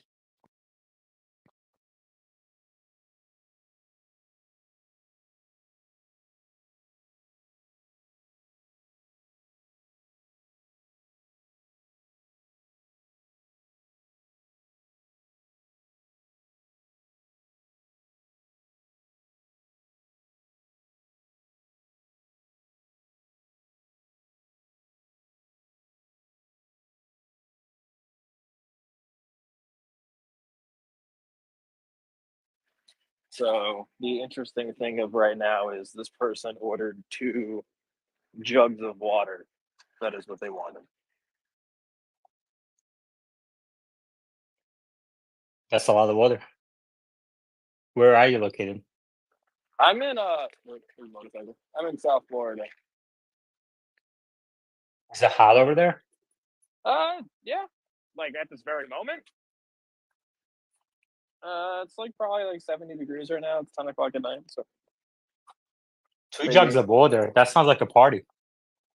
I don't know. Some people just it's amazing how lazy people are. Oh, this is interesting. I once picked up a this was DoorDash, not Uber Eats. I once picked up a car battery.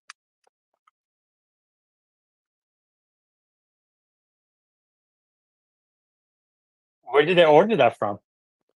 Like an auto parts store. But I was like, okay. Like what kind of battery are you talking? Like a lithium ion, or No, were like you a like carrying the whole 1,000 pounds, more or less, 100 kilowatt hour battery? no, it's like the lead. I guess they're lead batteries, aren't they? For like the standard. Yeah, yeah, exactly. I see Jimmy in the crowd. If he wants to come up and talk, is welcome.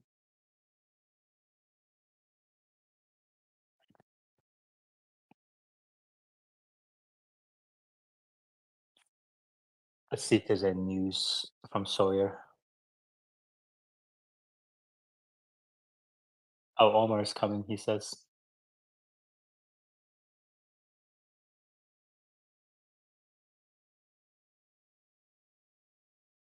You think Tesla. everyone would rather hear about my Uber Eats experiences or Omar Cybertruck? Well, you know what? It's Saturday night. Relaxed environment. Tell us another story before you get to it. No, I really can't. I have to think about it. Give me a minute.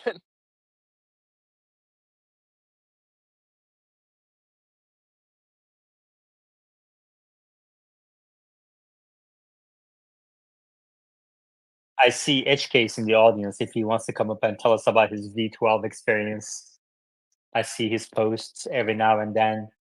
He's listing all the improvements from V11 to V12.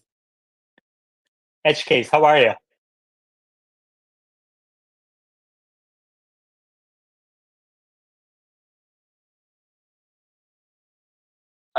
I do have a good one. Well, Edge Case is still on mute. So tell us your story. All right, so I think this was DoorDash.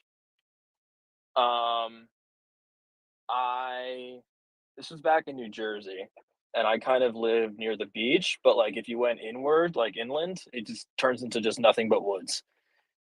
So I picked up this order. I don't remember where it was, and I drove like 20 minutes away into like the Pine Barrens in New Jersey because that's what the address had told me.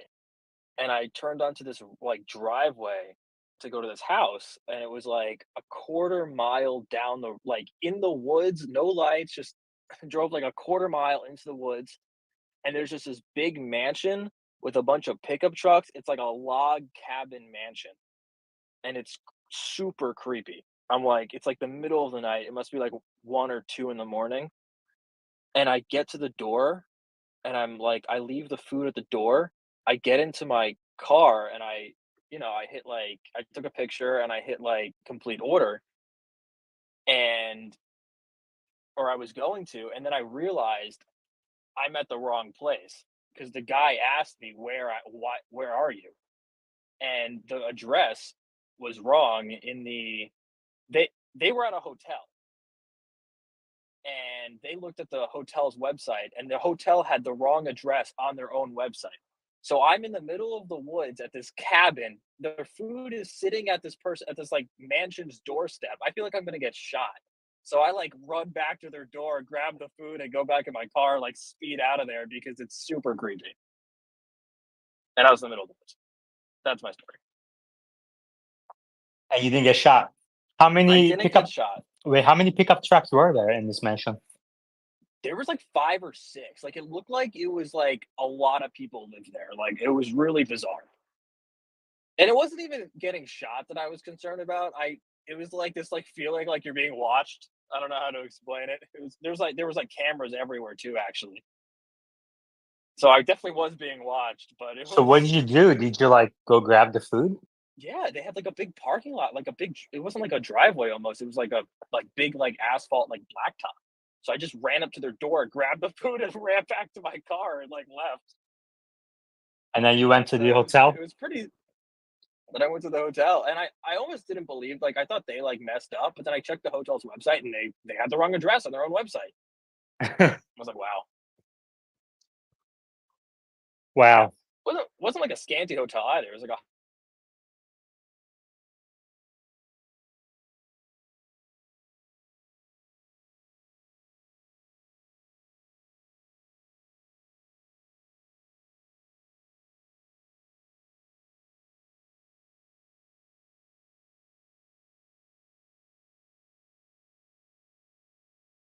no. I mean, a lot of people. I have a gun. A lot of people in Florida have guns.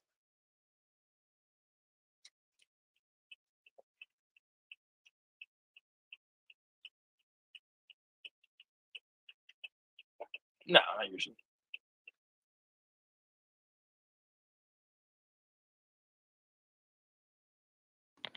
Oh man, I forgot how to use this thing. Sorry. How's it going, Yaman? Good to see you. Good to hear you again. Talk to you. Yeah.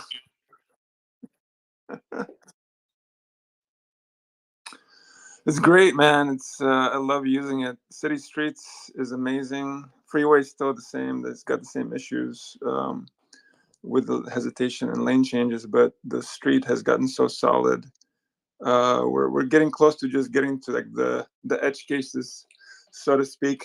Of once they improve on the unprotected left turns, those are still now they're more assertive, where they won't it won't get the FSD would actually take the turn before it would actually stop and wait and let you kind of push it along. But now it's actually being more assertive, but just a little too aggressive, maybe that makes it a little dangerous. So they're gonna have to dial that one down. But otherwise, I mean, we're getting close to I think the March of Nines. Yeah.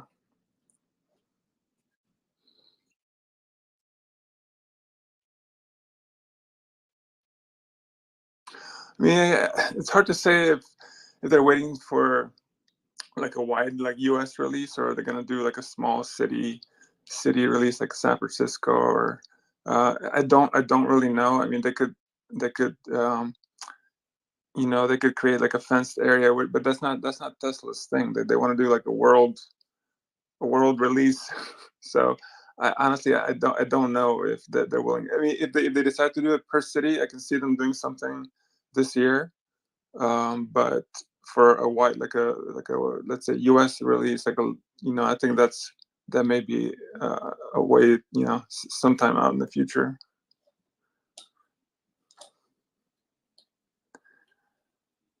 Oh.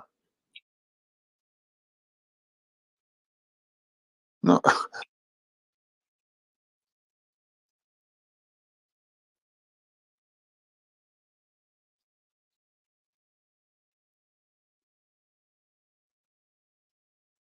Yeah.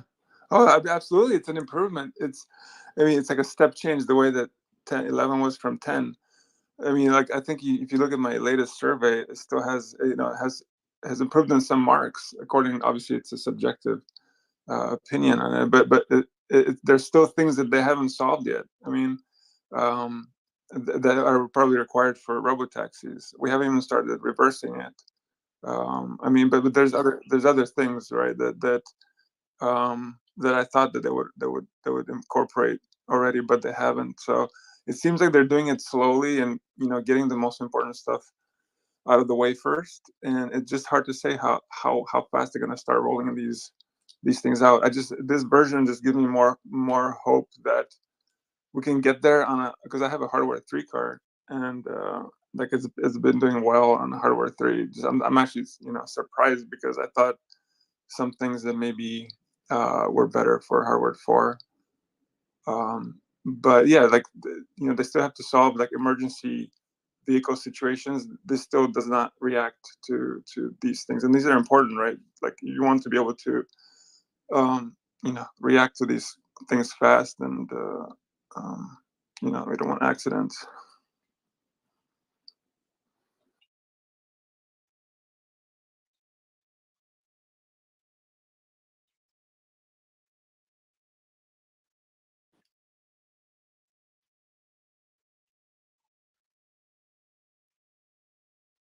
Yeah.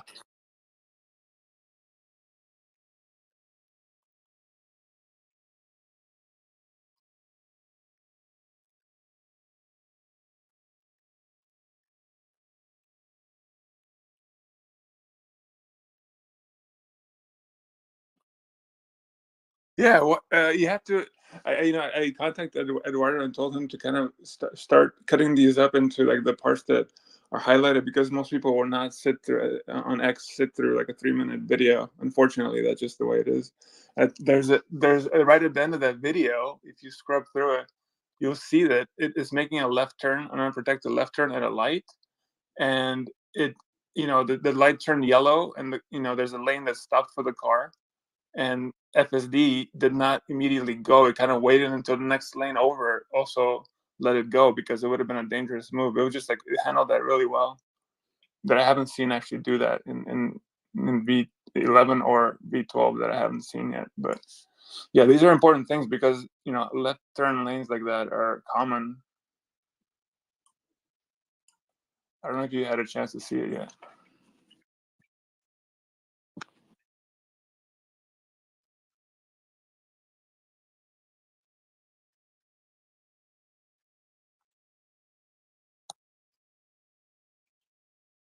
What's up, Yaman?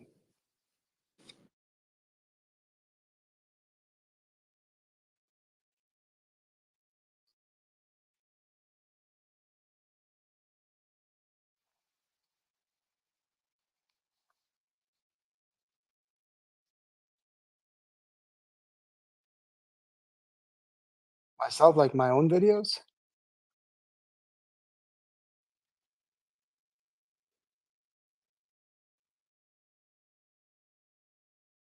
Yeah, sure. I posted a live stream today, like a small live stream, but I kind of like went off track in my conversation, and I didn't really talk much about FSD. So Actually, yeah, man. I did a live stream today for the first time in my life. I did an interview with John for that Tech Geek Tesla. That's right, what the actual handle is. He does FSD videos on YouTube. He's a little bit more critical, or he points out obviously both side positives and negatives, but so he doesn't have as many followers as, let's say, someone like AI Driver, but he does a really good constructive criticism of FSD. So I did a live stream with him today. Yeah, YouTube.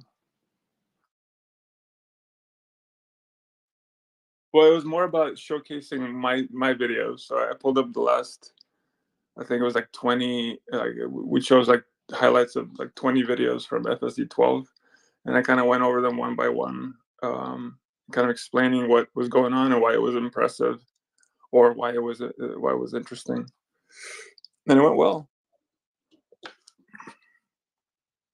Yaman, where's your live stream? Where can I watch it?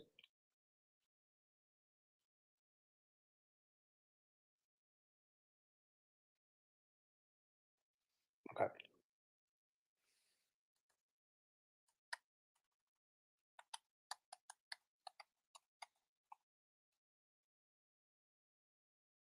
Sure.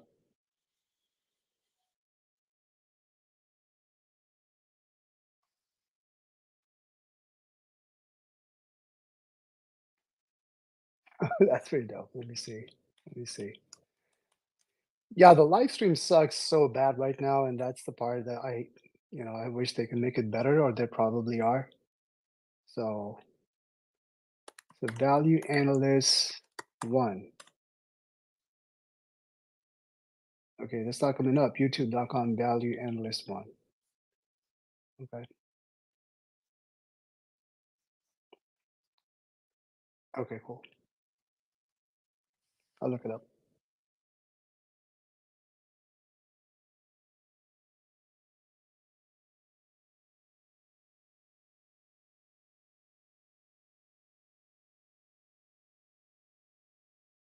You can't put it in your bio either? Wow.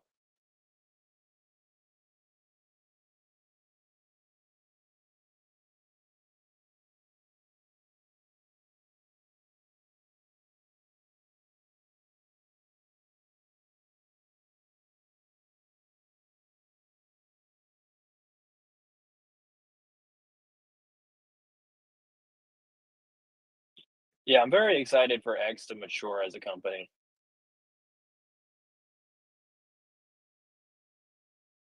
We're in, like, the Tesla Roadster stage right now.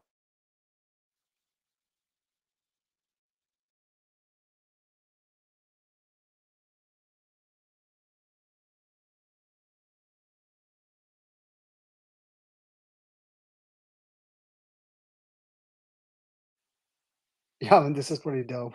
I'm there now.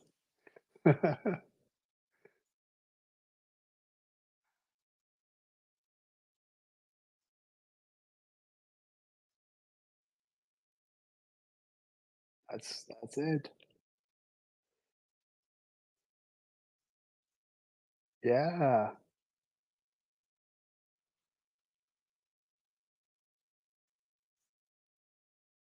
that's pretty dope, bro.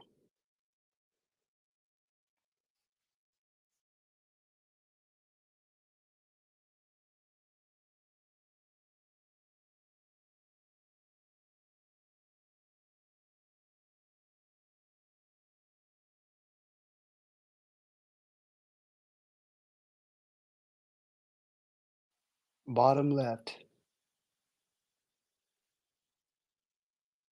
I see that. We love Yaman.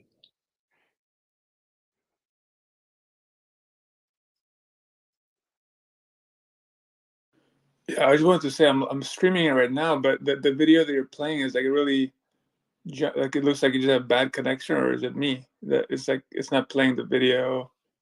Uh,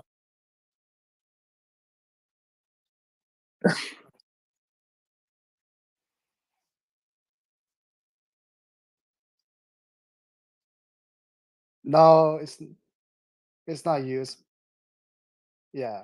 It's live stream is on the old Periscope code still, I think, and it's just not the best quality. It is what it is.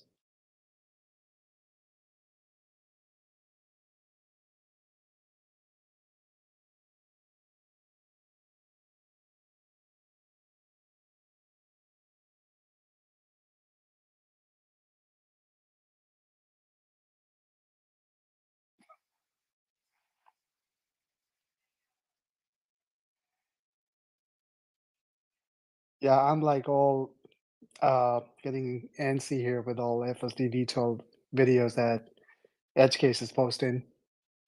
Because I'm like, I want to get some love in Florida, some retail love in Florida.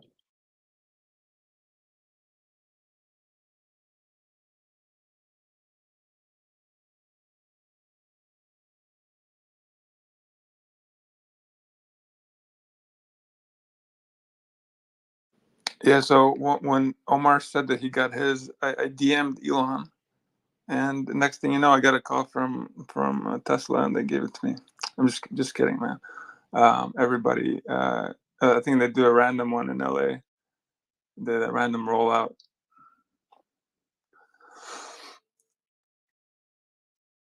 Yeah, Los Angeles. Yeah.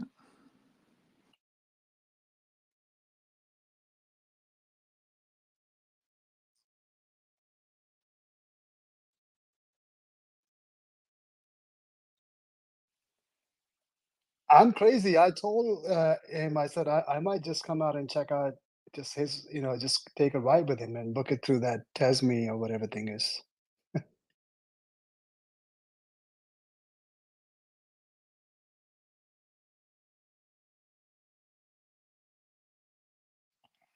Yeah, I'm still on that. Um, and I did try to. I'm trying. So what I'm trying to do with the live streams is, kind of like cut down that whole post processing loop, and then also try to showcase some of the very, nuances of the system that I think kind of get overlooked. Like today was it also kind of it made its way out of it moved itself out of the way when there was a car that was sticking his butt out a little bit, and so I've seen that it's on 12. It like sounds like it looks very human like, and it's those things I can see them in on 11.492 happen, maybe not that often, but it happens, so it's still magical.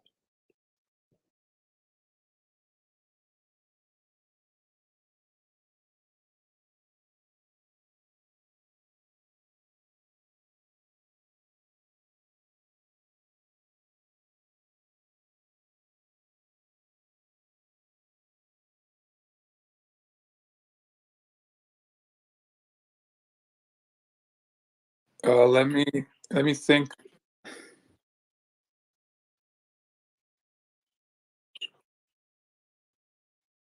Man, I don't know how to pin, man. Let me look at which video would be interesting.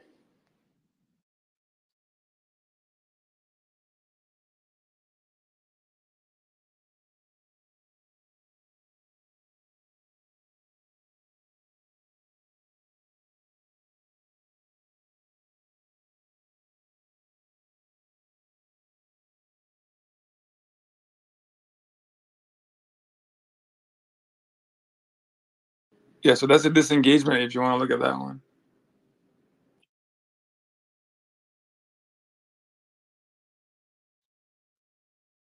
Yeah, I mean, I definitely can't watch it while you're like on YouTube live. It does.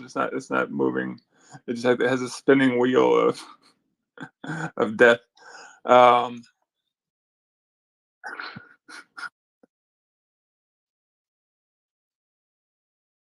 yeah, so it needs to make a right turn, but there's just a line of cars that are waiting for the red light, and so it thought that it could get around all these cars. There's a car in front of us that has a blinker on, right? So that should be an indication that you probably should wait behind them. But it just wanted to sneak in around. This is one of those, that's one of those things you'll notice in version 12. It's a little more jerky, like a jerky in the sense like a jerk, not like a jerky wheel, but it just wants to get ahead at any chance that it gets. And so that's what I was trying to like sneak past all these cars in the front.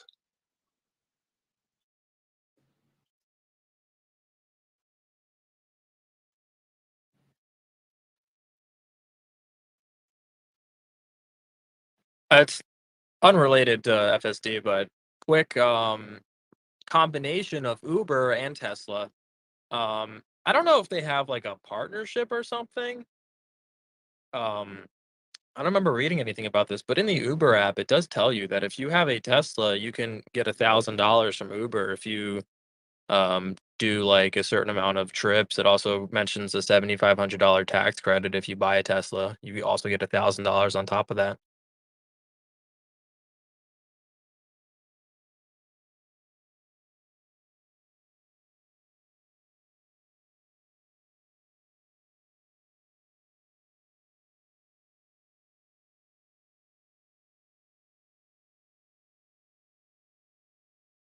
Not that I know of.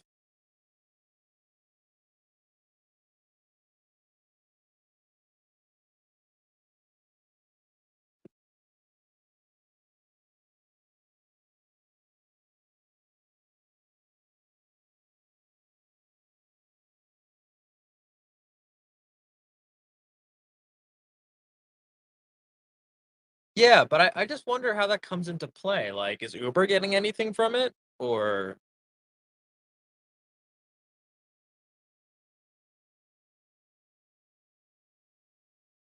yeah, I guess. Yeah, it looks like it. So I mean, I guess that maybe they've realized that when people have Uber trips inside of a Tesla, they're more satisfied with their experience.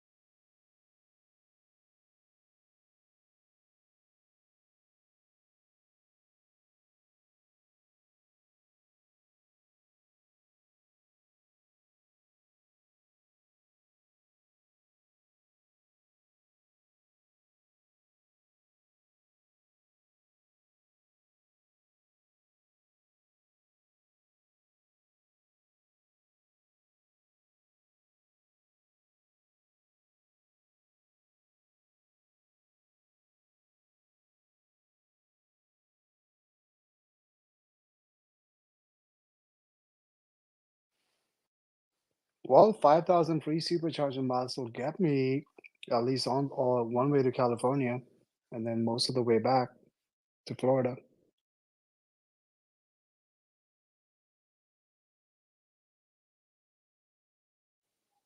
Yeah, it sounds like it. I would say maybe even more, maybe like 4.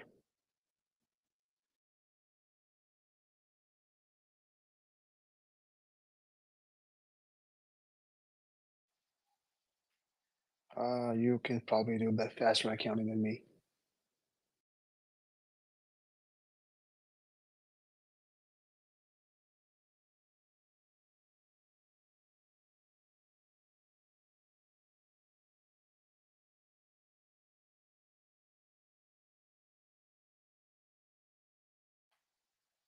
So you get 5,000 miles for what? For doing what?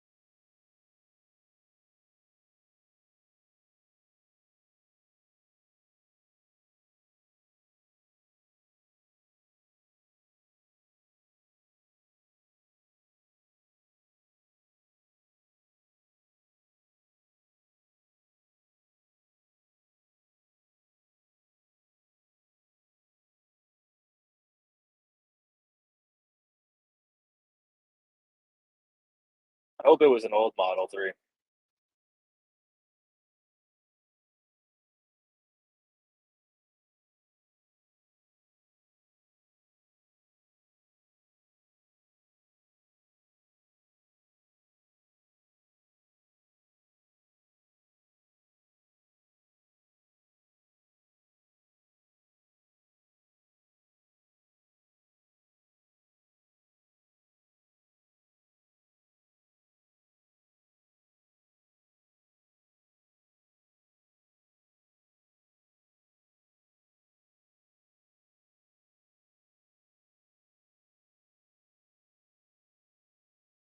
It's interesting how Tesla China kind of operates like a little bit individually from the rest of Tesla. It's like a interesting like decentralization. You don't usually see anything like that. I mean, sometimes you do, but not with companies like that though. You see like McDonald's like that.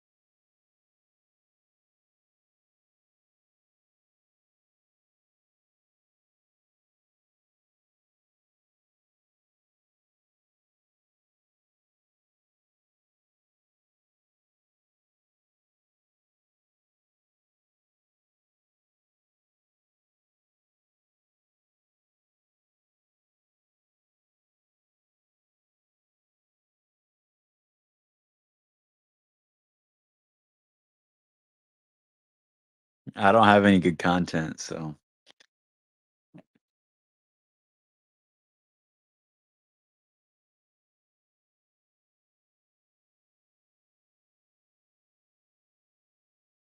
yeah, that's fine. I mean, it kind of fits because I think some of the macro that I mentioned on talk about was like vehicle related, so it's still somewhat Tesla related. I'd shared that chart yesterday about um, new supply of vehicles continues to hit record post COVID highs. So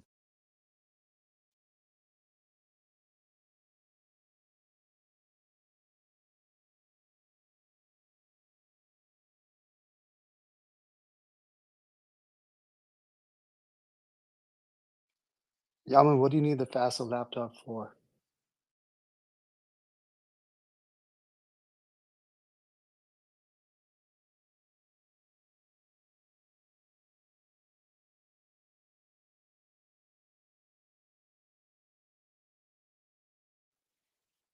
Yeah, usually for web browsing, you don't usually need like something like where a lot of bells and whistles in your laptop or your PC and stuff.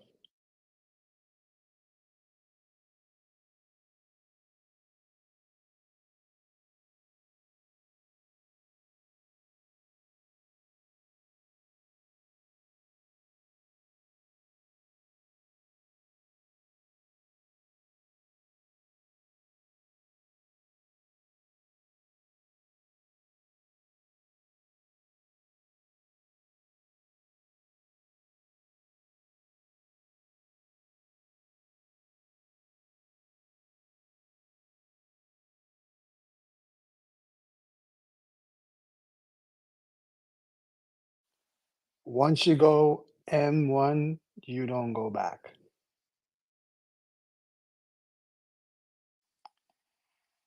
Well, I've watched there's a video on YouTube if you actually want to know. They talked about how Apple pioneered the ARM chip and essentially was able to modify it to fit into the desktop and get the performance out of it. And the ARM chip was designed for mobile usage, uh, very, very low power consumption.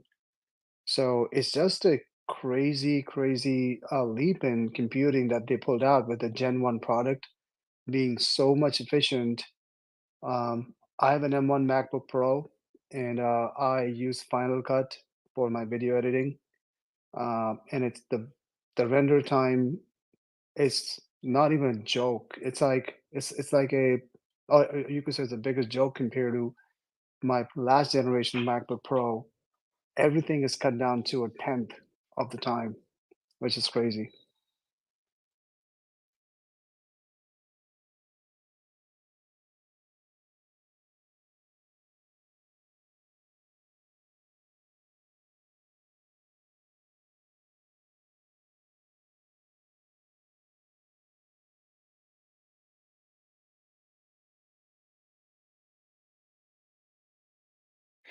Yeah, the M1 chip, basically, they rewrote all the software for Mac OS as well. So it actually uses that chip, like things are utilized for it, software is utilized for it. One of the big softwares that nobody's really using much anymore is Final Cut Pro. Adobe kind of owns that space. You can also do like Blackmagic, Resolve, but it is a phenomenal program on a Mac. And like that other person said, once you go to like an M1 chip, everything is just so efficient. And then they also, when they released the M1, which is now like 4 years old, it's kind of crazy, but they also did Rosetta too, which is basically like an emulator for older type chip applications, and it actually performs better, which is really funny, on a Mac than a PC where the apps were actually designed for. So it's kind of crazy that that happened. I do all my editing on a M1 Mac Mini, and I also have a Mac Mini M1 Pro Max chip, but not the Ultra. But man, they're phenomenal machines. When you get an M1, your machine should probably last you like 7 years. It really doesn't need to be upgraded.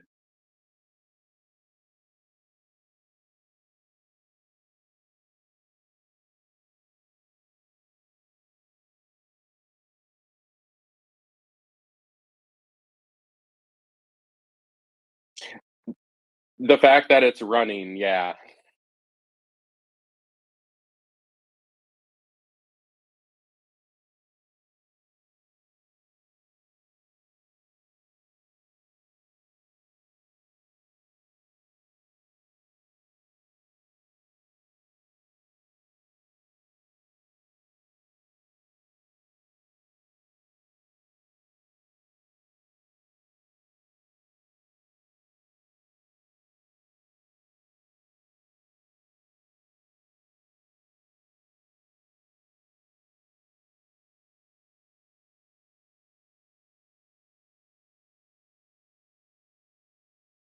Yeah, so here's a couple things. So Elon actually announced a few weeks ago, if you go look through his Twitter feed, that they're going to actually start utilizing the Apple Ultra Wideband network that like the Apple AirTags are using for iOS phones, because it's a more secure network and it works a little bit better than Bluetooth.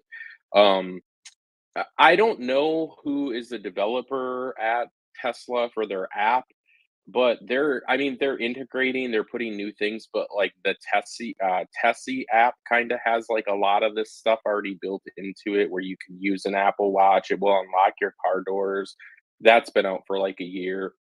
The other thing is Tesla, I think recently, to solve the icing issue with doors in northern states, they made in the Tesla app, you can push that button and like a Model S, it will pop your door open. And now it won't open it because there's no motor, but it will pop your door open with a touch in the app.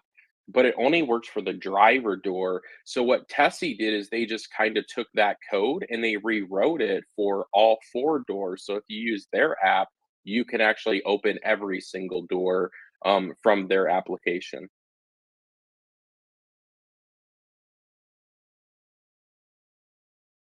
Yeah, my question was a little bit towards the last topic was about your video editing. How long was the most time-consuming part of your video editing? Now that you understand, now that you know how tedious that task is.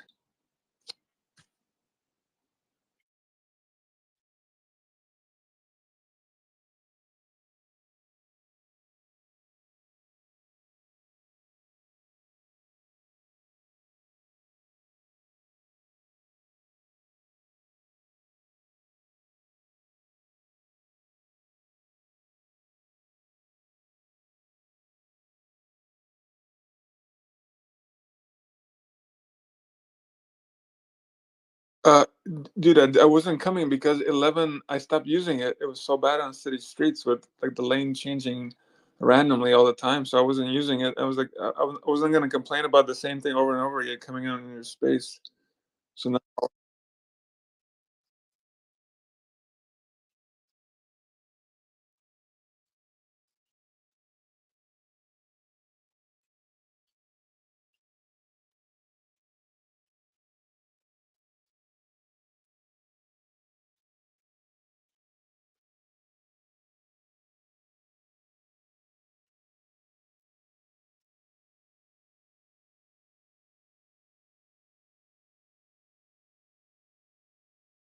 Anytime, man. Anytime.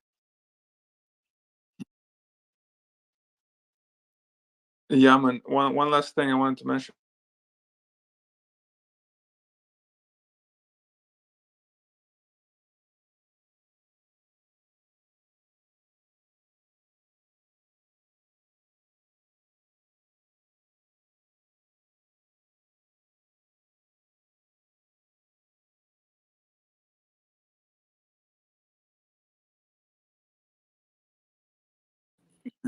Yeah.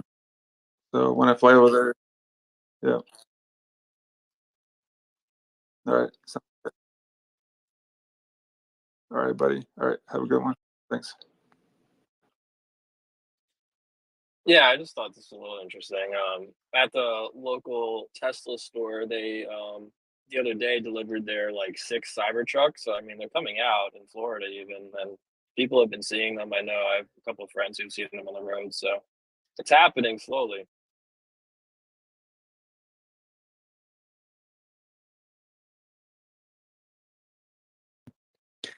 Good.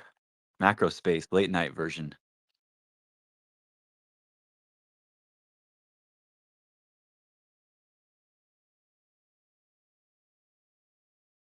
I love it. So this whole thing will work better than the old way you streamed to YouTube then?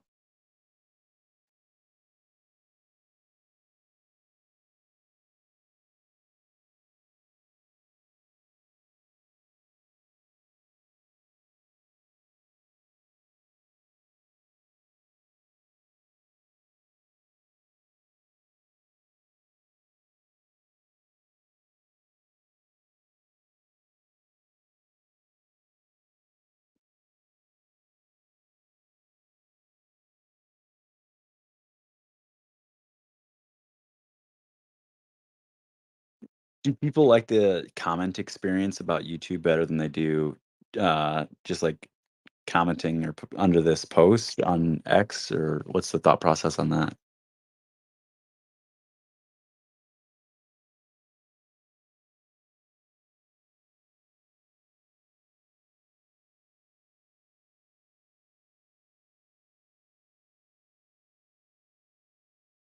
I was there. I was in one for, like, maybe, an hour or so one time, and I thought it was kinda interesting, so I was just kinda seeing how else it was being used, but it's at least kind of a fun.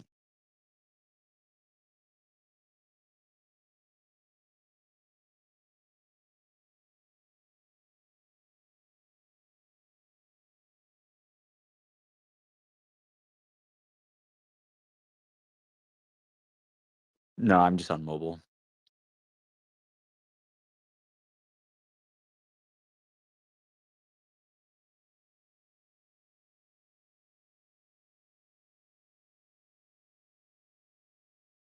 It's good. Yeah, ate some ice cream, it's good. I like the let's dive in. So you said on the hunt to improve.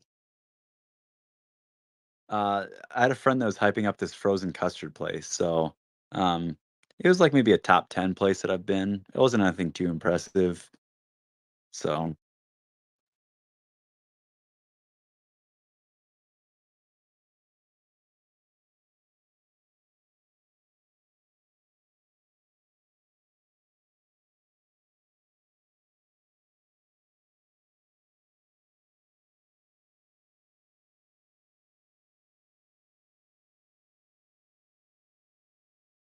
um, I think it was better than what people were expecting. I think for some reason people were expecting PCE print, even though I don't know what percent, if it's 50 or 60% of the data we already know in PCE, from the CPI and PPI reports, but, when CPE came out, I think people were, like, a little surprised that it was better than expected, so this whole idea that what if February data is actually, like, better, it seems to be so far, granted that's still January data, or that's still, it's not like we're, like, super far into the month or anything like that, but so far things look good. That was good data on Friday.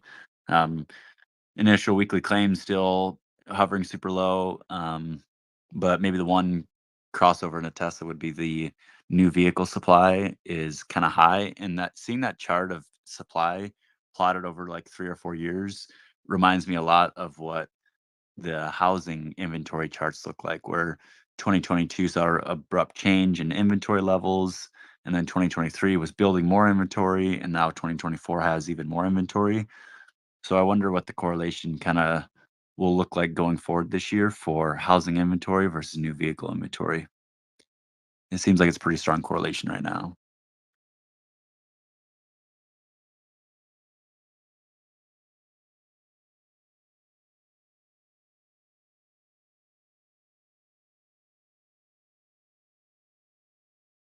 Yeah.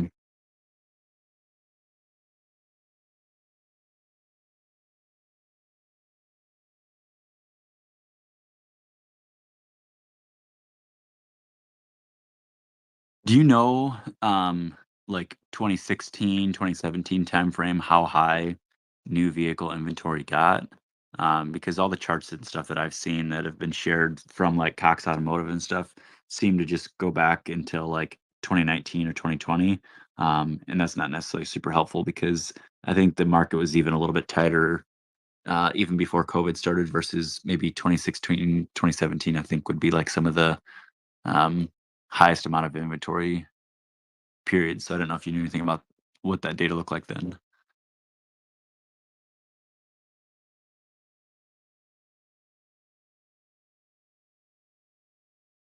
Correct. Yeah. So there's the denominator factor that makes that formula. But yeah, I agree.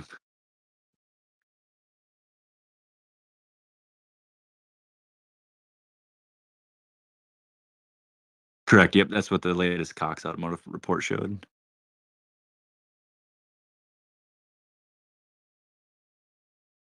Yeah, and something else that was that kind of surprised me from last week's data was that um, total vehicle sales in February was actually higher than estimated. So I think the seasonally adjusted annual rate was like 15.8 or 15.9 million, if my memory serves me correctly, which was about 500,000 higher than the expected. I want to say it was 15.2 or 15.3 was the expectation.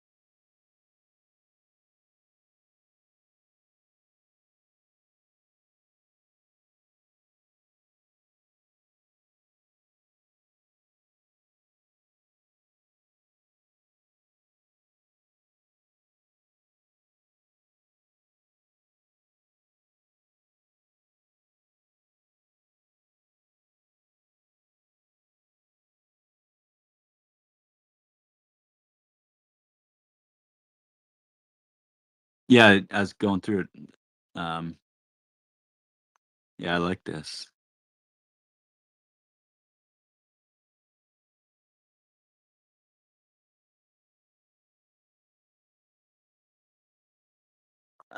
We can just let's see.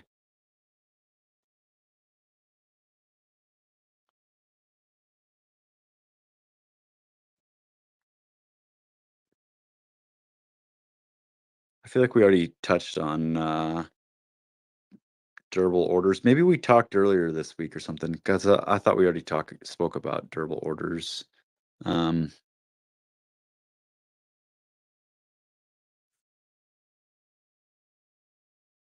yeah, because I think it was after the durable orders print.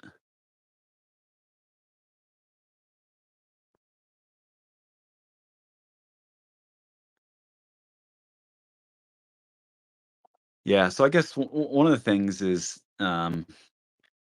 home sales. Maybe if there's some divergence in the comparing vehicles to homes, it would be in the sales side of things because I just looked at Bill McBride's chart of U.S. light vehicle sales, and February of 2024 was the fifth highest month since basically the COVID effects started, which would go back to early 2021. So vehicle sales are continue to be strong. And correct me if I'm wrong, but doesn't the vehicle sales show all the way to the end customer? And this isn't just manufacturers selling to dealerships, or does this board's estimate show like where in the sales cycle are they showing when they say 15.81 million vehicles?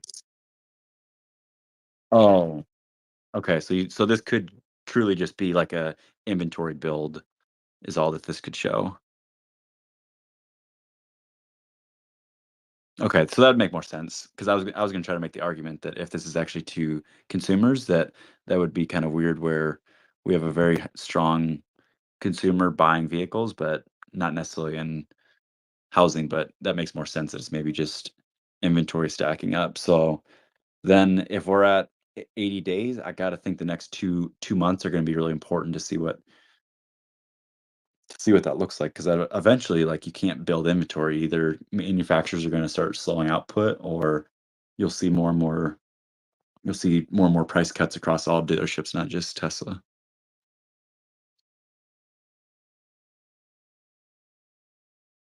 Correct, yeah. Yeah, incentives and stuff, and, that's maybe another chart that car dealership guy shares that's important to show that the percentage of they, like, calculate the percent of the vehicle sale that is in incentives, and that's been steadily rising the last 3 years.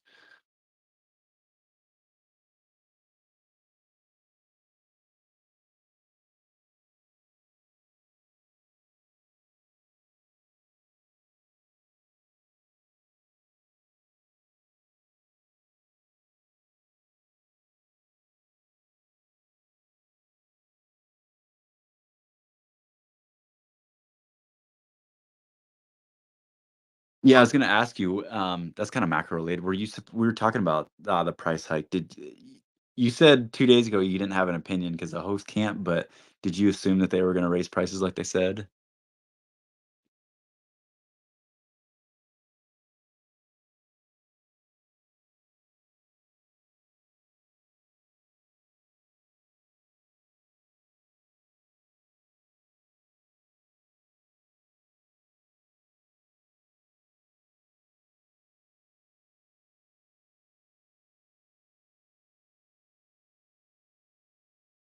I heard what you guys were saying, and I think initially I thought it was a lot, but then I started doing the math, and I'm like, "Oh, that's like 3 or 400 bucks maybe." But actually, I'm glad they do something like that because I don't think consumers are necessarily always the smartest individuals, and when people are worried about road trips and stuff, if you tell a prospective new although that's just for hold on, let me back up. That's just for existing Tesla owners, isn't it? Isn't it? I thought it was a wasn't it a trade-in? Oh, okay. So yeah, so then my point does stand. You could tell somebody that's new to the Tesla brand, "Oh, you're worried about all this? Imagine you have $5,000 5,000 miles of free travel." Like I feel like if manufacturers on the ICE side did that, people would be all over those incentives. "Oh, you're telling me I can drive 5,000 miles for free?" And it doesn't really cost Tesla that much.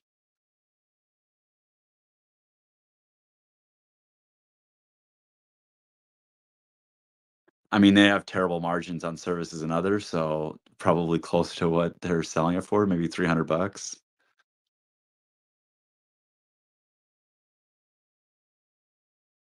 It's maybe not quite true. It's maybe more like because the gross margins on that are probably decent, so maybe 200 bucks.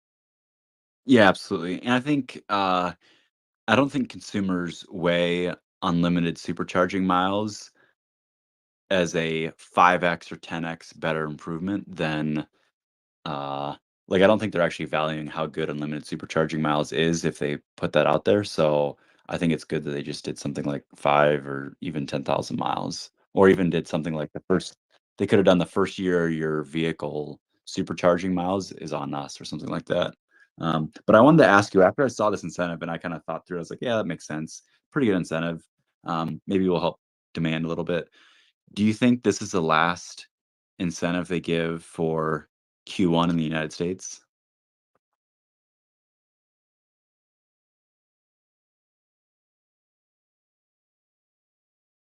Yeah, that's what I'm kind of worried about, especially with kind of tying this back in the macro side. There's a lot of inventory. It's not just Tesla; all the manufacturers have a lot of inventory right now. So, I expect if you need to buy a vehicle, I expect at the end of March would be a great time to buy one.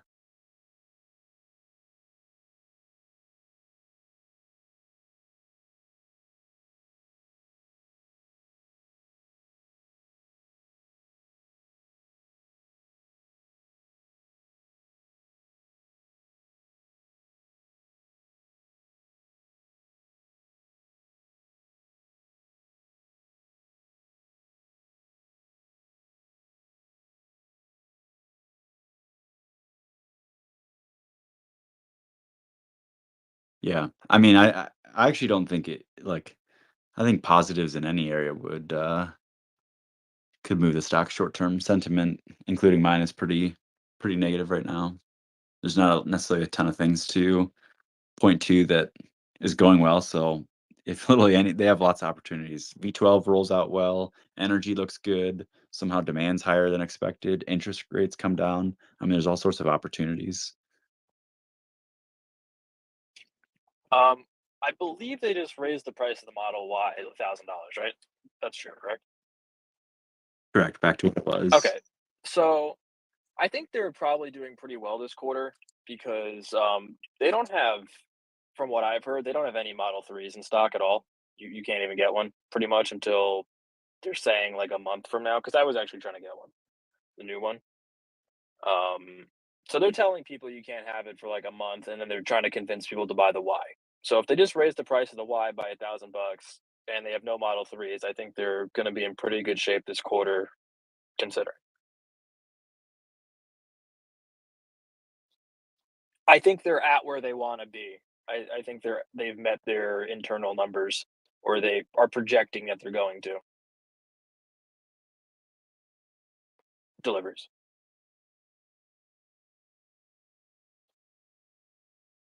I, I, I'm not sure, but my main point would be that they see deliveries are on track, so they are pretty close to the chest with this stuff. So they raise the price of the Model Y because they think that either way they're still going to make it. So that also will increase margin. Yeah, I hope you're right too. I see things like just a little bit different perspective. They mentioned in February they cut prices because demand is seasonally weak in Q1. People don't like to buy cars when it's cold out and stuff is kind of what the argument is. Post Christmas, maybe people tighten up their budgets and don't feel as frivolous on spending on things. But they said they were going to cut prices and they did in February, and that they were going to raise them March 1st to try to stimulate demand.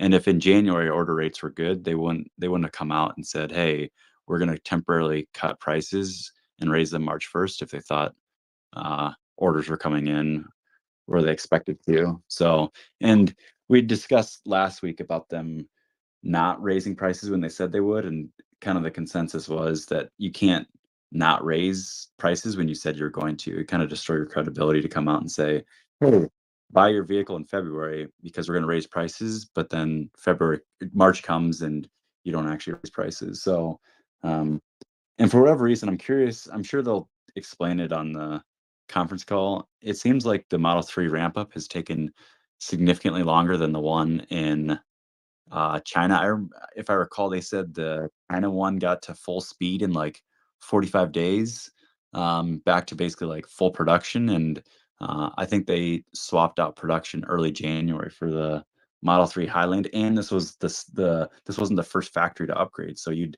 expect it to go at least very similar speeds as the China upgrade, if not maybe even a little bit quicker, a little bit slower. You could make arguments either side, but I think them raising the prices of the Model 3 shows they can't get supply online. And Fremont was making a lot of the old Model 3s. Granted, all their improvements are great. Hopefully, they can get better margins on them. It's a significantly better vehicle, and I'm super excited about it. I want to test drive one once it has V12 on it. So I'm just kind of in the waiting game. I want both the new Model 3 and V12 in a vehicle before I test drive one. But I think for the time being, it seems like a supply side issue, which points to lower deliveries in Q1.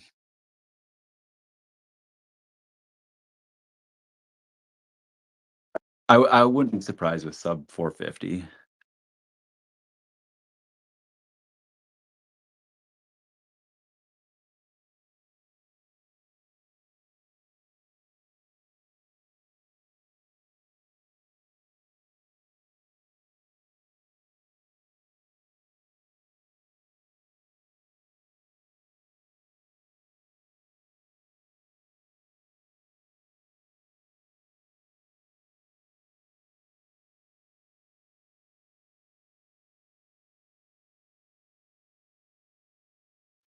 I think 150.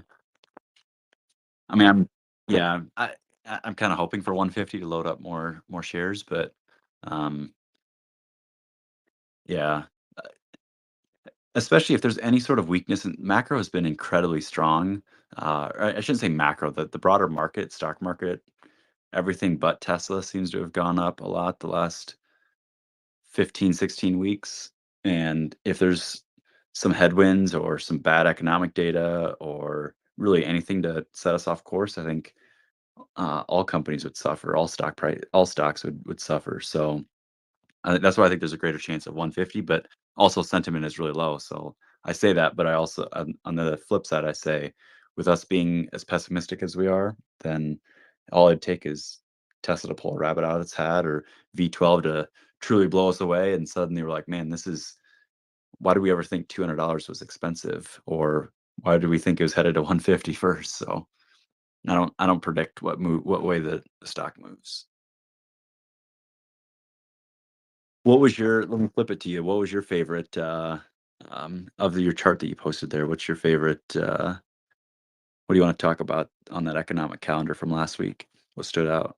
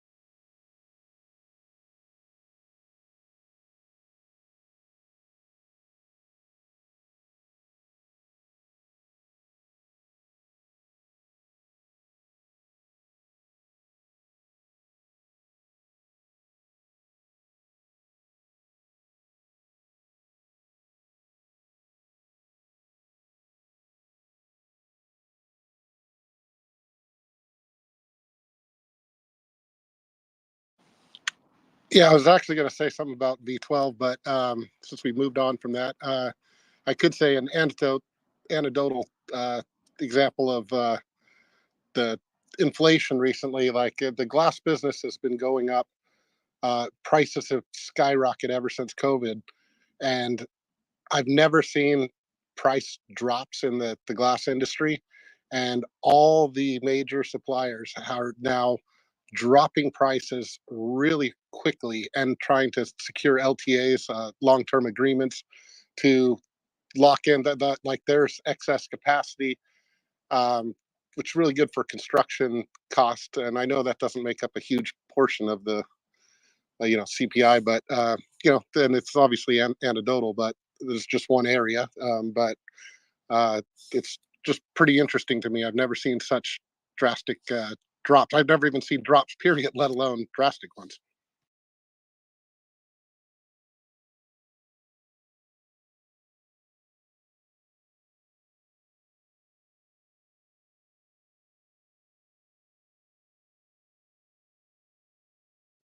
Yeah.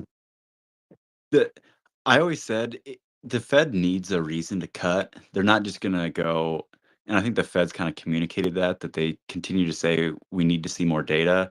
And I think it's one of those things that the Fed is looking for a reason to cut rates. They're not just gonna go do that without being able to point to some data and say this is why we're cutting. And I think seeing some of the weaker economic data in the last few days uh, definitely gives the Fed, not saying they're going to, but it gives them more incentive to cut.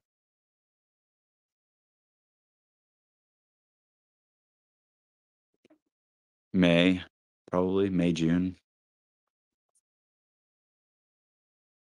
But my sentiment is pretty close to like current market sentiment, where I think 3 cuts, couple cuts this year, maybe 2, 3 cuts, seems what my consensus estimate is in my brain, I'd say.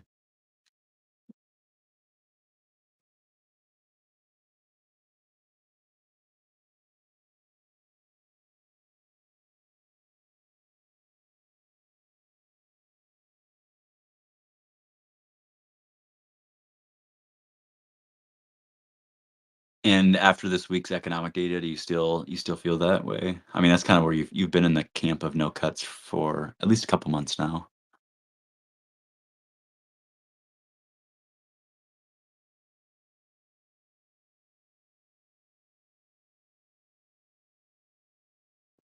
I know. I'd asked you about that. You kind of shot me down 2 or 3 weeks ago when I mentioned that oil might go above 80 again, and that yeah, you said if you convert all the natural gas into oil, it's some multiple that nobody knows about except you. You have that number made up in your head. Um,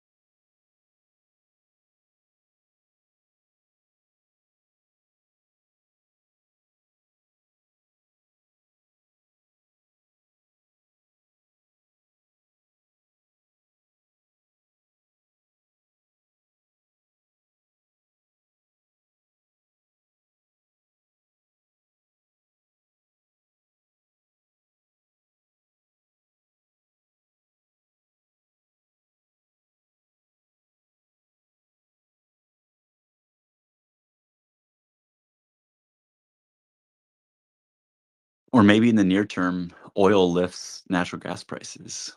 Um, I honestly think I think part of the reason that they've bottomed in the last couple of weeks, but I think part of that was just because of how warm this winter was and how little natural gas was used throughout the country is why I think natural gas, at least on a short-term basis, there's just too much supply of it. But um, yeah, it'd be kind of interesting to see if some of the economic data comes in softer. But let's say we get oil 85, let's say oil goes to $90 a barrel in the next 2 months or so. It'd be kind of an interesting position that the Fed would be presented with raising rising energy prices and potentially softening economic data.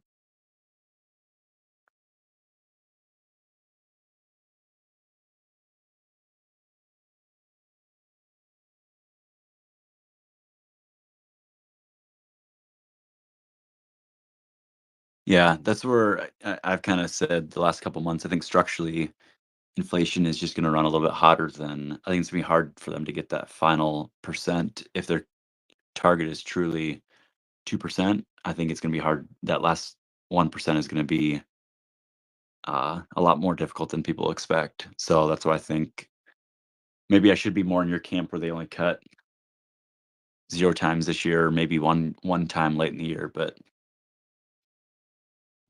what do you think about oil prices approaching $80 a barrel?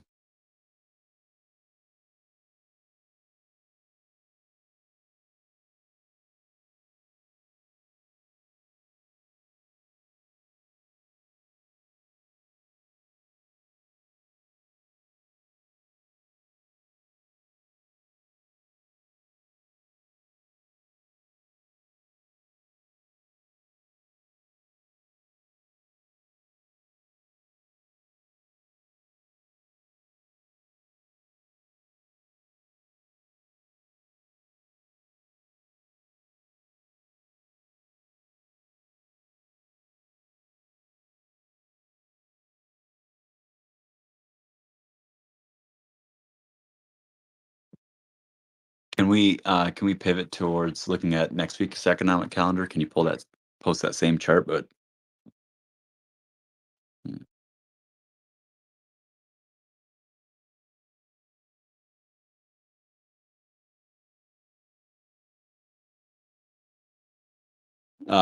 well, there's some other stuff too.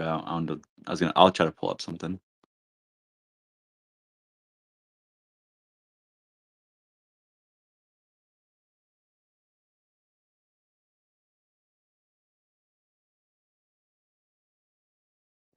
Um, no, I mean, is there other stuff on here that you want to talk about it? I feel like it's same old, same old. Demand is, y-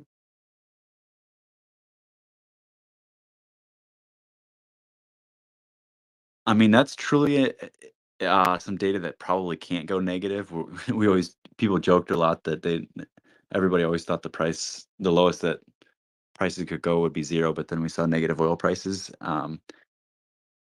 I feel like housing demand is truly at a point where it's like, how much lower can housing demand even get? So any week that it's down is, um, it kind of boggles my mind a little bit every week where I see mortgage purchase application data down from the week before. And it's not like it's just down 1 or 2%. This week was like 6%. And I feel like the week before was like 14%.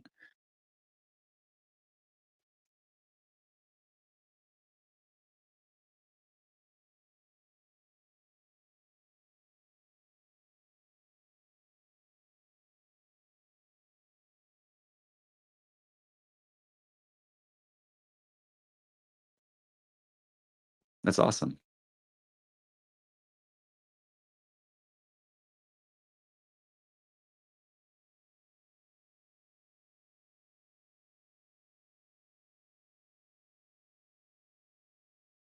Yeah, the things should move to the watch. The watch is awesome. That way you don't have to get your phone out and things like that. Or if your phone's dead.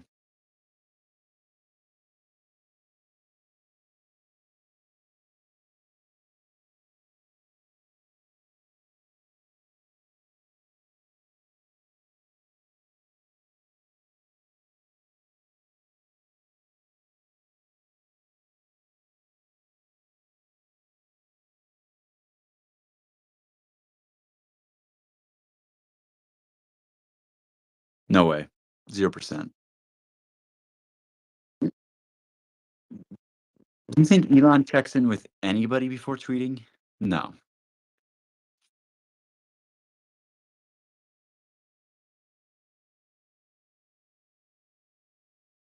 September.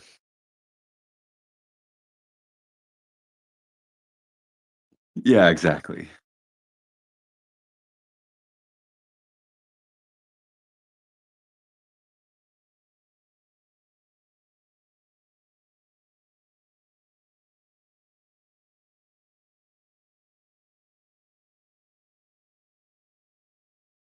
Yeah, I thought we were gonna get potentially below 200,000 again, but yeah, they continue to be low, and it seems like continuing claims seems to kind of leveled off too. There's some concern in January about the rise of continued claims, but all that kind of seems normal. Labor market seems healthy.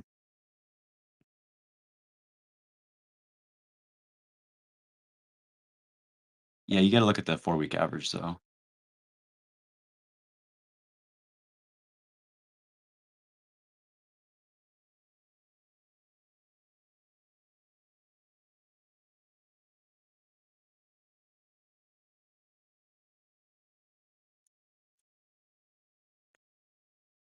How many jobs do you think were added in the month of February?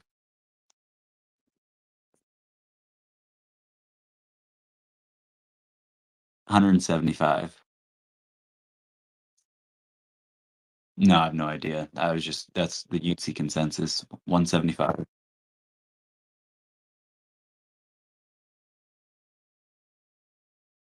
Absolutely. It's gonna be at least a one handle. Yeah. Yeah, it's above that.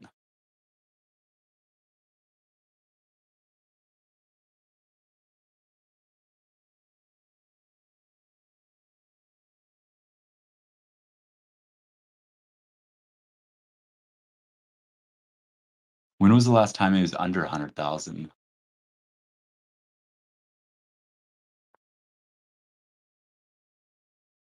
Correct, yep.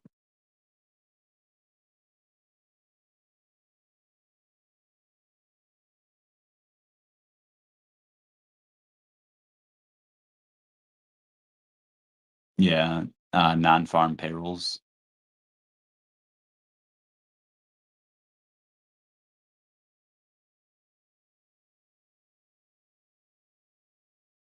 Correct.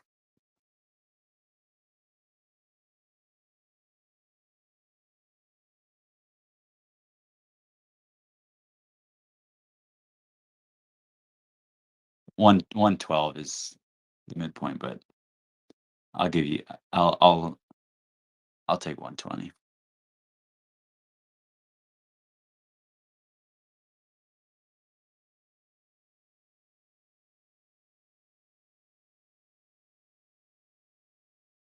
Total. What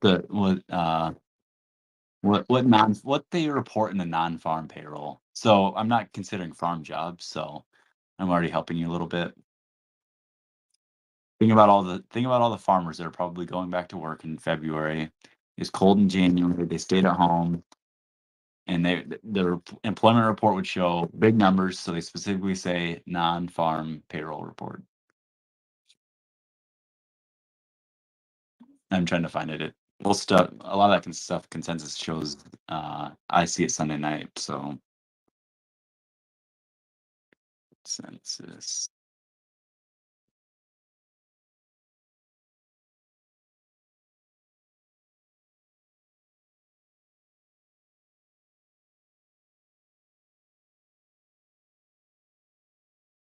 200. I see. Or no, yeah, February job forecast consensus non-farm up 200. I mean, we added 517,000 supposedly in January, which um and unemployment rate staying unchanged at 3.4%.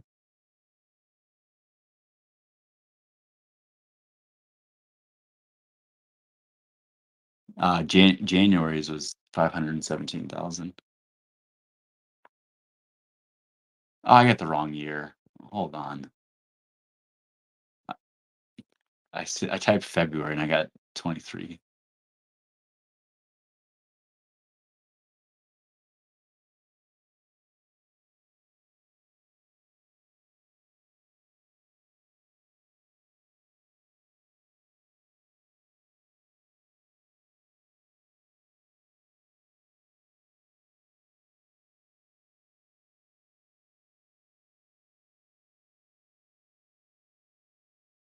Yeah.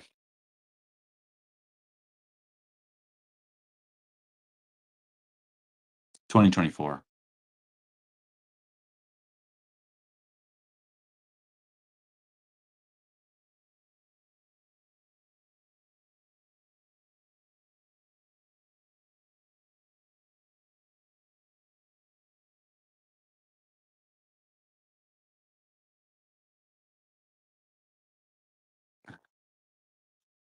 January's though, historically, last couple of years, January's been pretty high. So there's been I found a chart going back 3 years or 2.5 years. I show there's been 2 months of 105,000, but other than that, it's never been below 150. Looks like June of 2023 was 105, and October but again, who knows what they're it's going to obviously be revised a couple times, so we'll know this coffee bet settlement in June.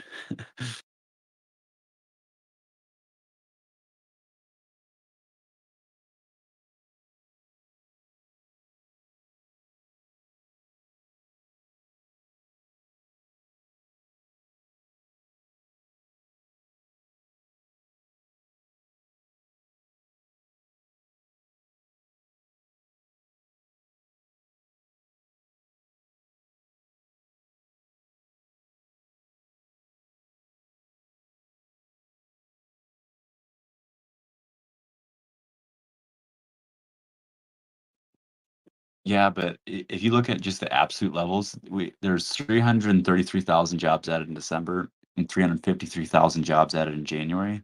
That's what, 600 and almost 700,000 jobs added in the last 2 months. And you're to come on the space and say, you know what? I think it's only going to be 50,000.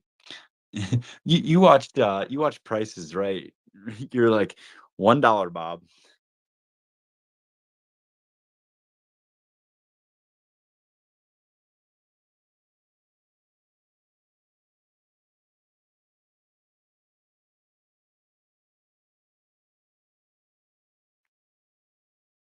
Yeah, I think it's a little bit of everything.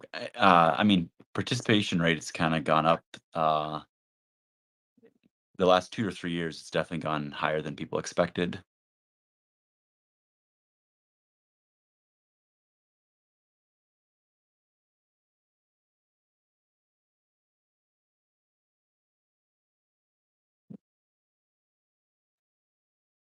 One other thing on the job thing, do you expect negative revisions? Because I mean, on one hand, the headline matters, but what do you expect on you expect negative revisions for the previous couple months?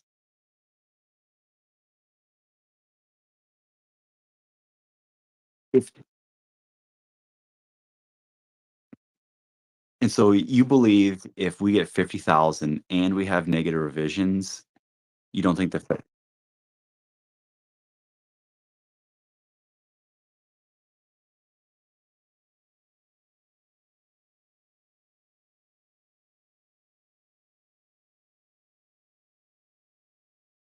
Yeah, you're framing it as 6 ways to win your coffee bet.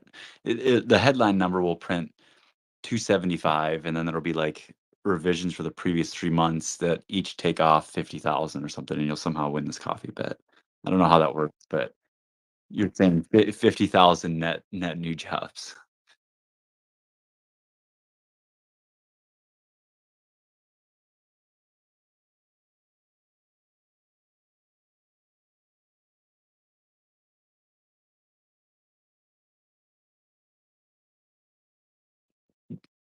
You can, it's not farm.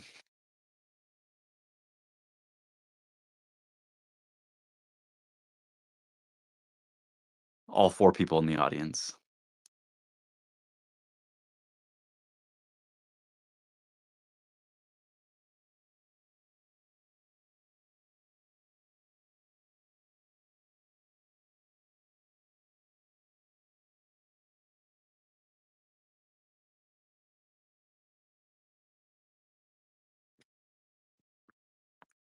What's expectations for, is first Fed rate cut still 50-50 for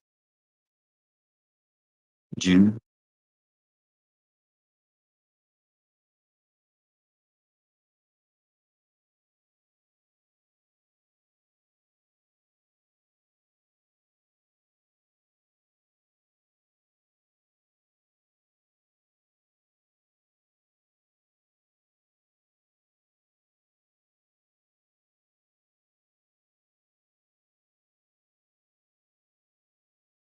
Yeah, that seems right. It seems like if there was a meeting between June and, because that's a June 12, so between June 12 and May 1, I think they would have cut before June 12, but May 1 definitely seems less. May 1 shows 20%.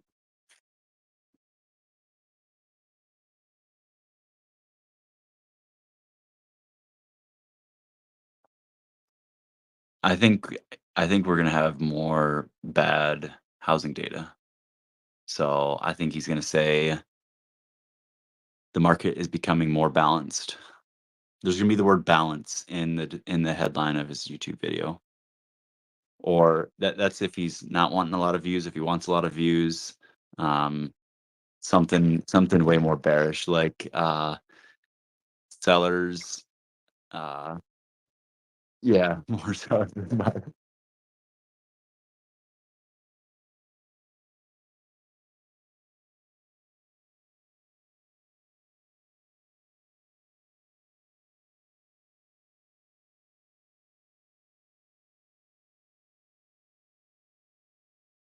He's right though. Prices are not crashing.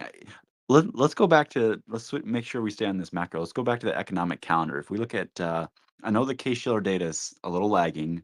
It's not necessarily. I mean, it just came out this last week, but the data that it actually shows in the report is older data. It still shows prices are up here.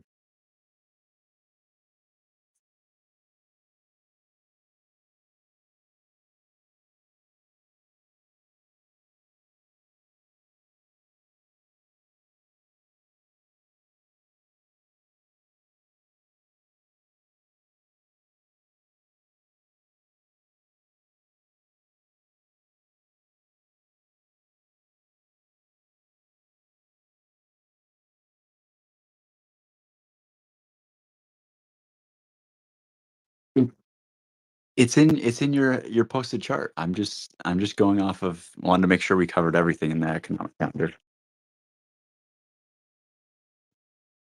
But anyway, the price average list price of new homes continues to be higher, and we've hashed this out a little bit, but yeah, I'm just giving you a hard time.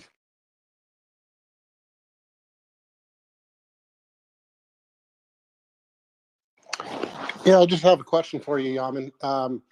You mentioned that you didn't think that the Fed would cut rates before the election just for political, to not make it look political, but couldn't the opposite also be said as far as looking political? Like, do you think the Democrats, if they didn't cut, would think that the the media and the narrative would be that, oh, they're not cutting, just they're waiting to cut till after the election to harm the Democrats? Do you think it goes both ways?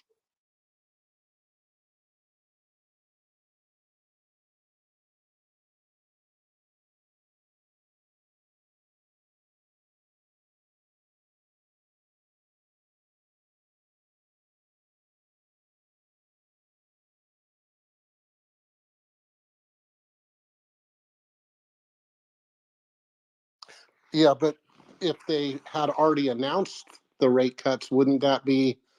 Um, well, they announced their intention that they would likely cut rates, right? And wouldn't that be?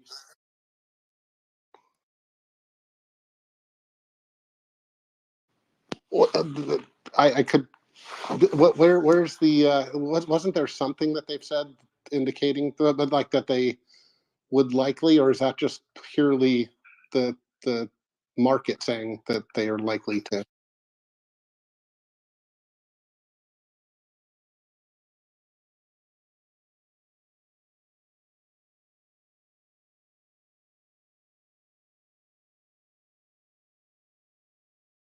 But they did signal that they thought they were done hiking, but they didn't necessarily forecast what the path of rate cuts looks like. Besides, obviously, what I think there's their December SEP where they show the dots.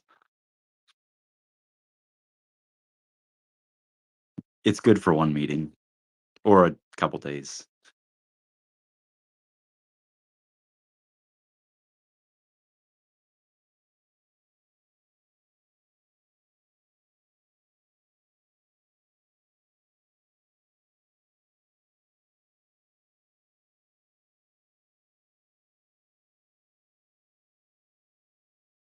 Yeah, absolutely. I mean, that's because I think we at one point the median estimate was like 6 rate cuts this year.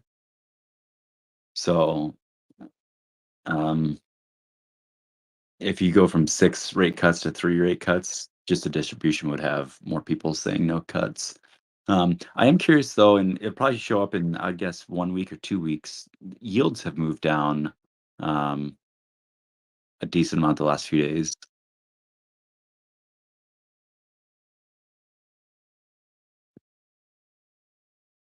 Yeah, 430.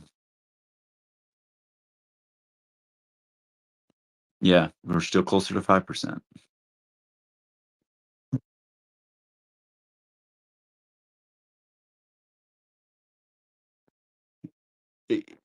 Yeah, I mean, I think there's going to be a weird. Yeah, I do.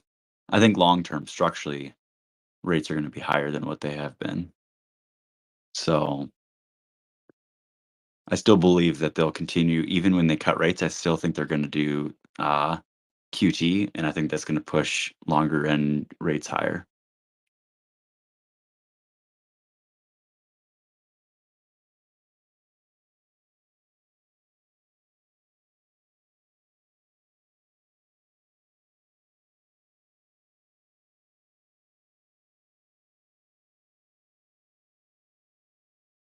Correct. Yeah. Well, one thing I wanted to ask you: do you think if the economy started to slip into recession,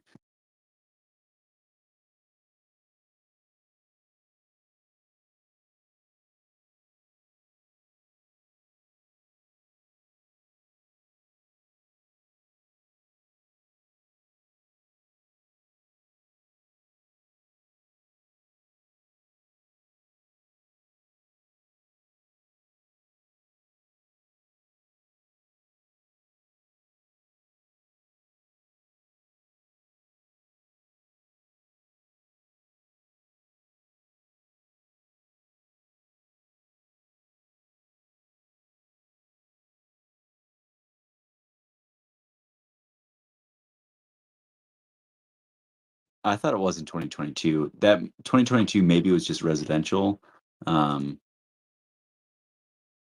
I thought I remember hearing the same argument 2 years ago.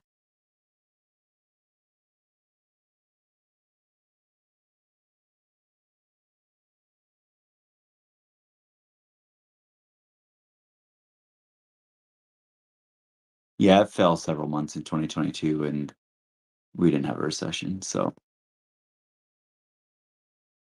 I'm looking at Fred, total private construction spending, total construction in the United States.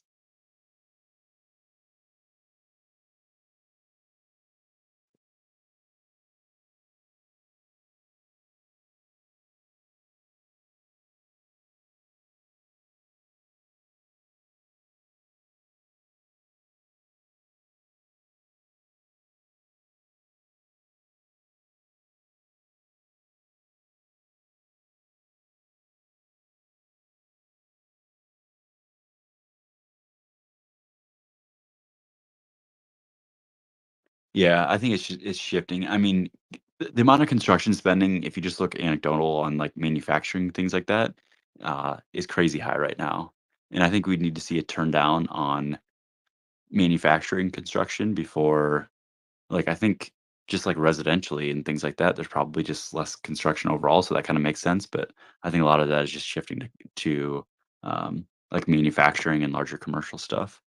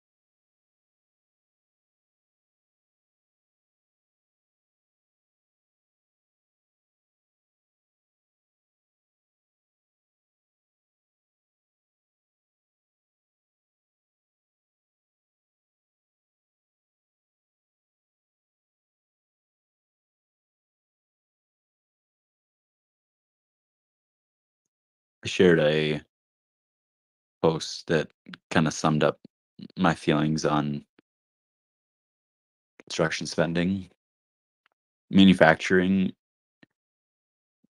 between the CHIPS Act and the IRA has there's just an insane amount of construction spending happening in the manufacturing space right now. So I think that all but makes up for weakness in residential.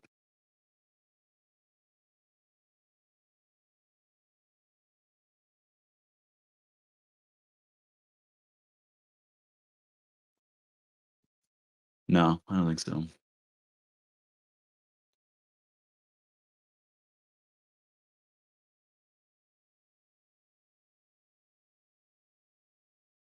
Spoke to a CEO of a Shawmut, a big, large construction company, and all their commercial projects. Said lots of bids going out, not a lot coming through. But that's just a quick note. But then, secondly, I shared a article there. It does seem that the Fed, Jerome Powell directly said that they anticipated three cuts this year. It's down in the comments.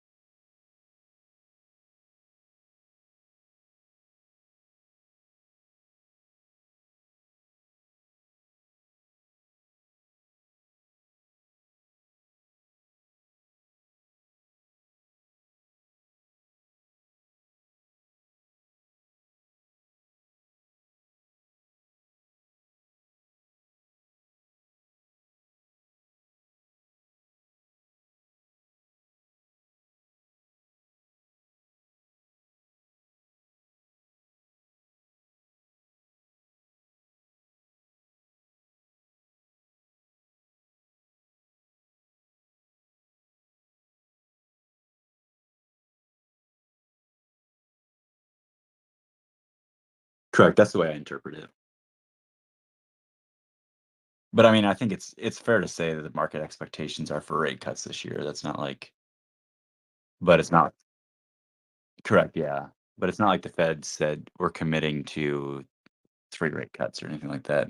And I mean, they could probably say more stronger language on the meeting that comes out after they update the dots, but then they still say that the dots aren't guarantees. It's just what they currently expect at this very meeting. So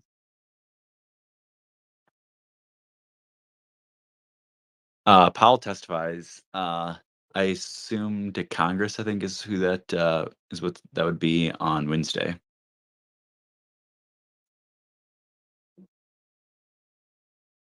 No, but not necessarily. But anytime that he talks, it's important. So I was just pulling up some of the info for next week, and it looks like there's some PMI data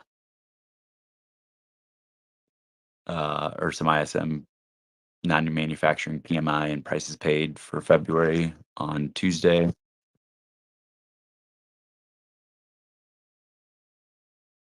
I don't like consumer confidence. I don't really put much stock into that.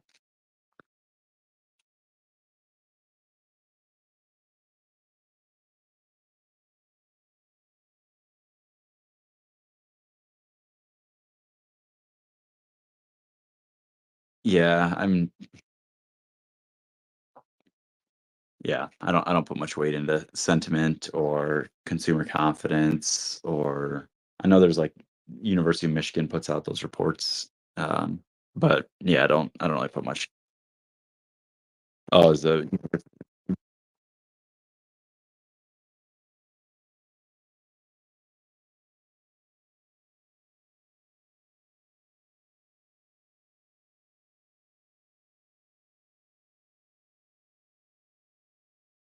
I've never really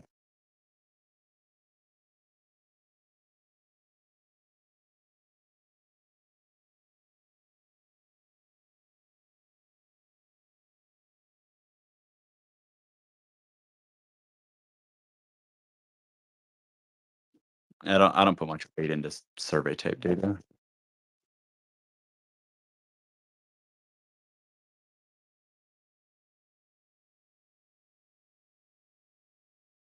3.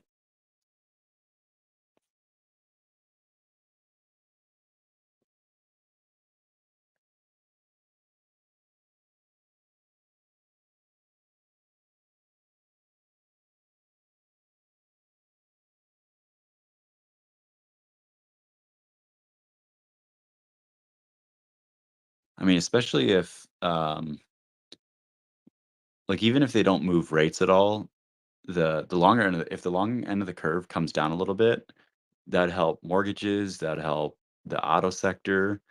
And if that happened, we'd for sure have above 3% GDP if housing and autos picked up a little bit, which have been kind of a drag for several quarters now.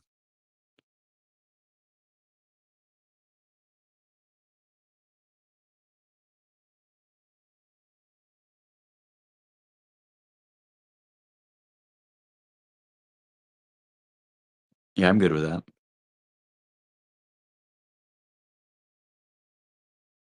It's gonna be hot around here. Everything is gonna be coming in hot.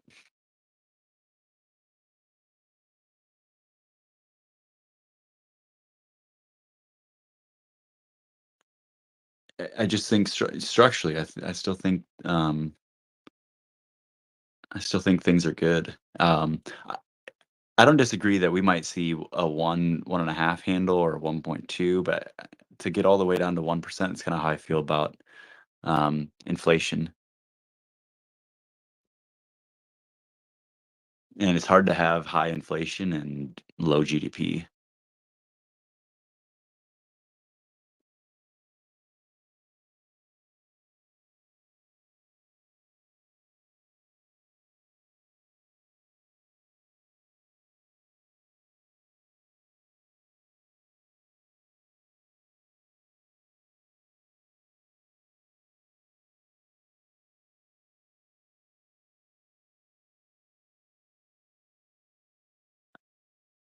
On to, yeah, on to ask you on to ask you a question on um,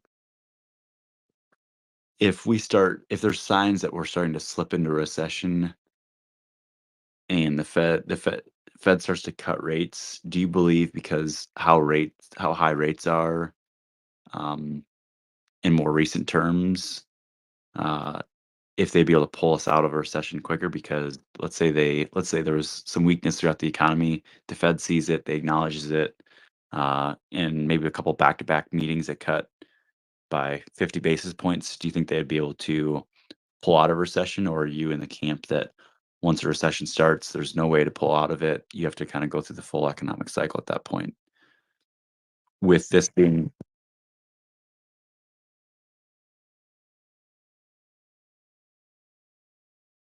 No, I don't think there'll be any 50 basis point cuts in 2024, or I mean, 2025 is a long way out to start forecasting, especially the back half. But I don't think any of the rate cuts in the next probably 12 months are going to be 50 basis points.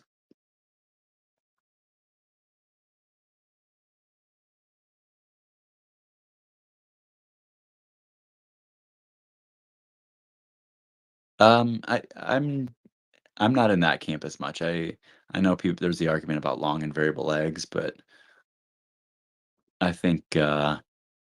I think things work through the economy a lot quicker than they used to. As evident by if we look at the rate hiking cycle, when they started hiking rate, when they had the back-to-back 75 basis point hikes in 2022, housing came to a screeching halt like almost immediately. Granted, though, housing obviously is more interest rate sensitive, but um, I think it works through the economy a lot quicker than maybe it used to.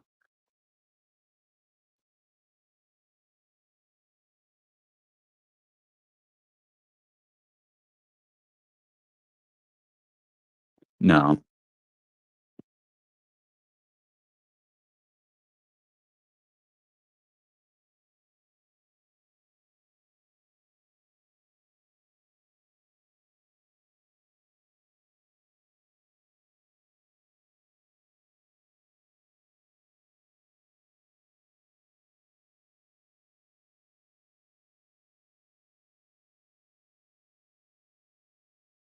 Uh, what do you classify as good data? Like good to who? You or me? Oh, like housing or auto or Bill McBride has good stuff on delinquency.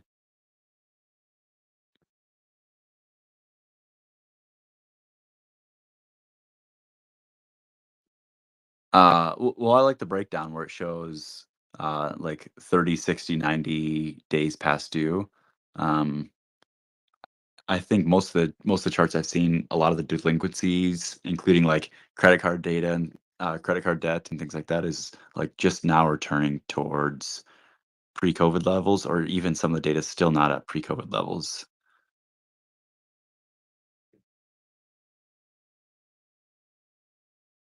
Let me.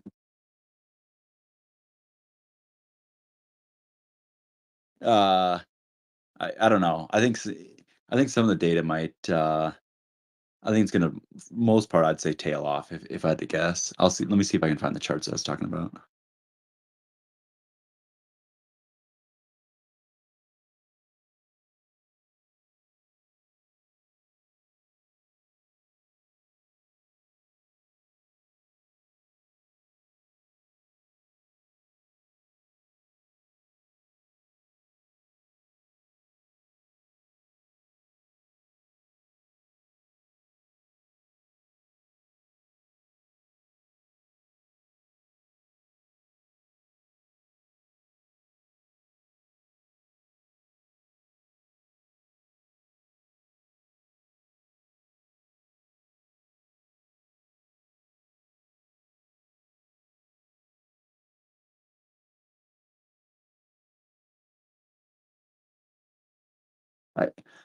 I, I could see credit card data going above pre-COVID levels. I think that makes sense.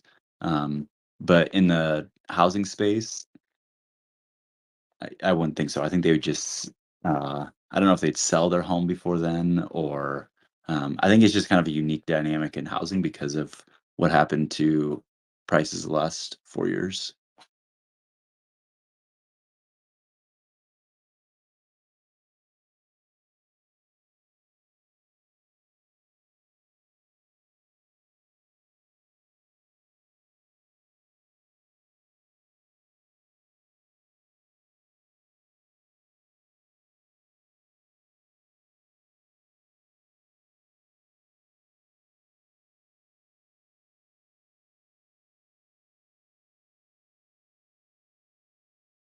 I think it's going to stay stable at, was it 3.8?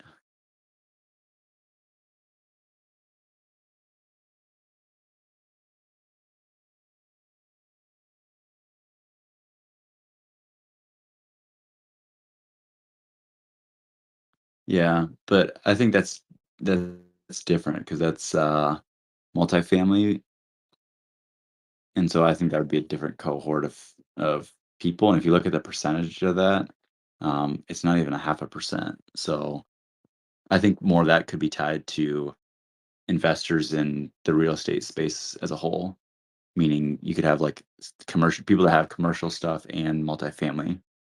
So those people are probably under more duress than that's a completely different group of people than what would be measured in single family homes.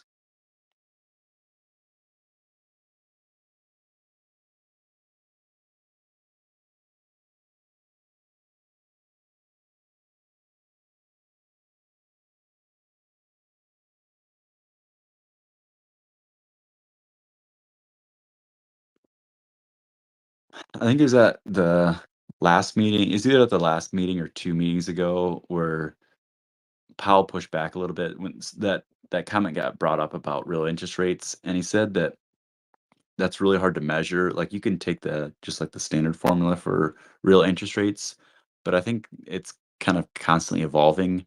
And I don't like to look at it so black and white that said, okay, real interest rates look to be at 3%. So inherently that means that financial conditions are tight. I don't necessarily agree with that. No.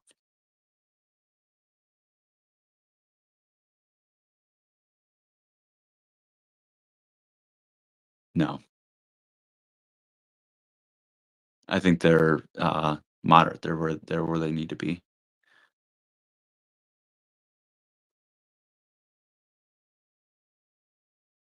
I don't think it's as high as you think it is. Maybe 2%.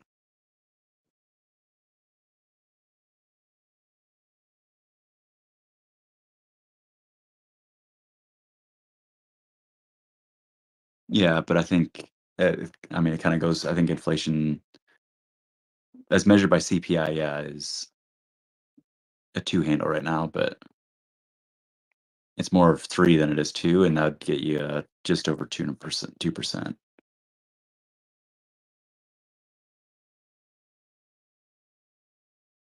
And I believe that's been going forward inflation expectation has been going up, right?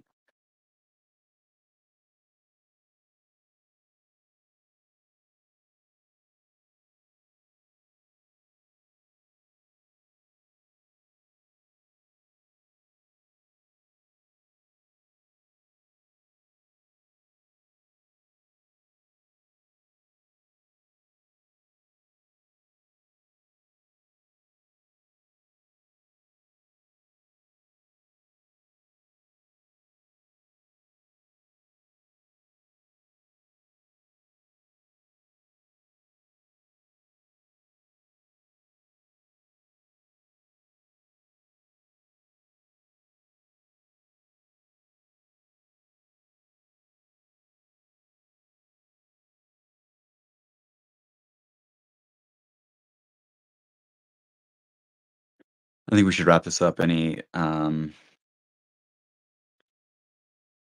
closing thoughts, final data points you wanna go through?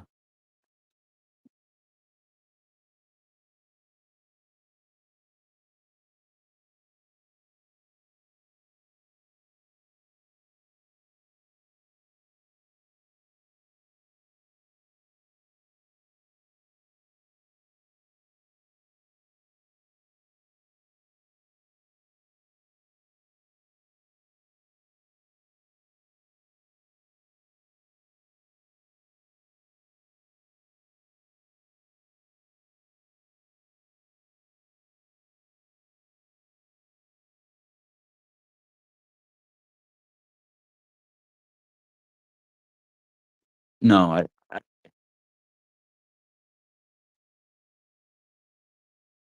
correct, yeah, I think this is just what I'd call, like, a lot of recency bias where people think that, uh, long term, the economy is just gonna always be what it was like between 2010 and 2020 with rates close to 0 and, um, money basically being free and things like that. I think we're in a different era now.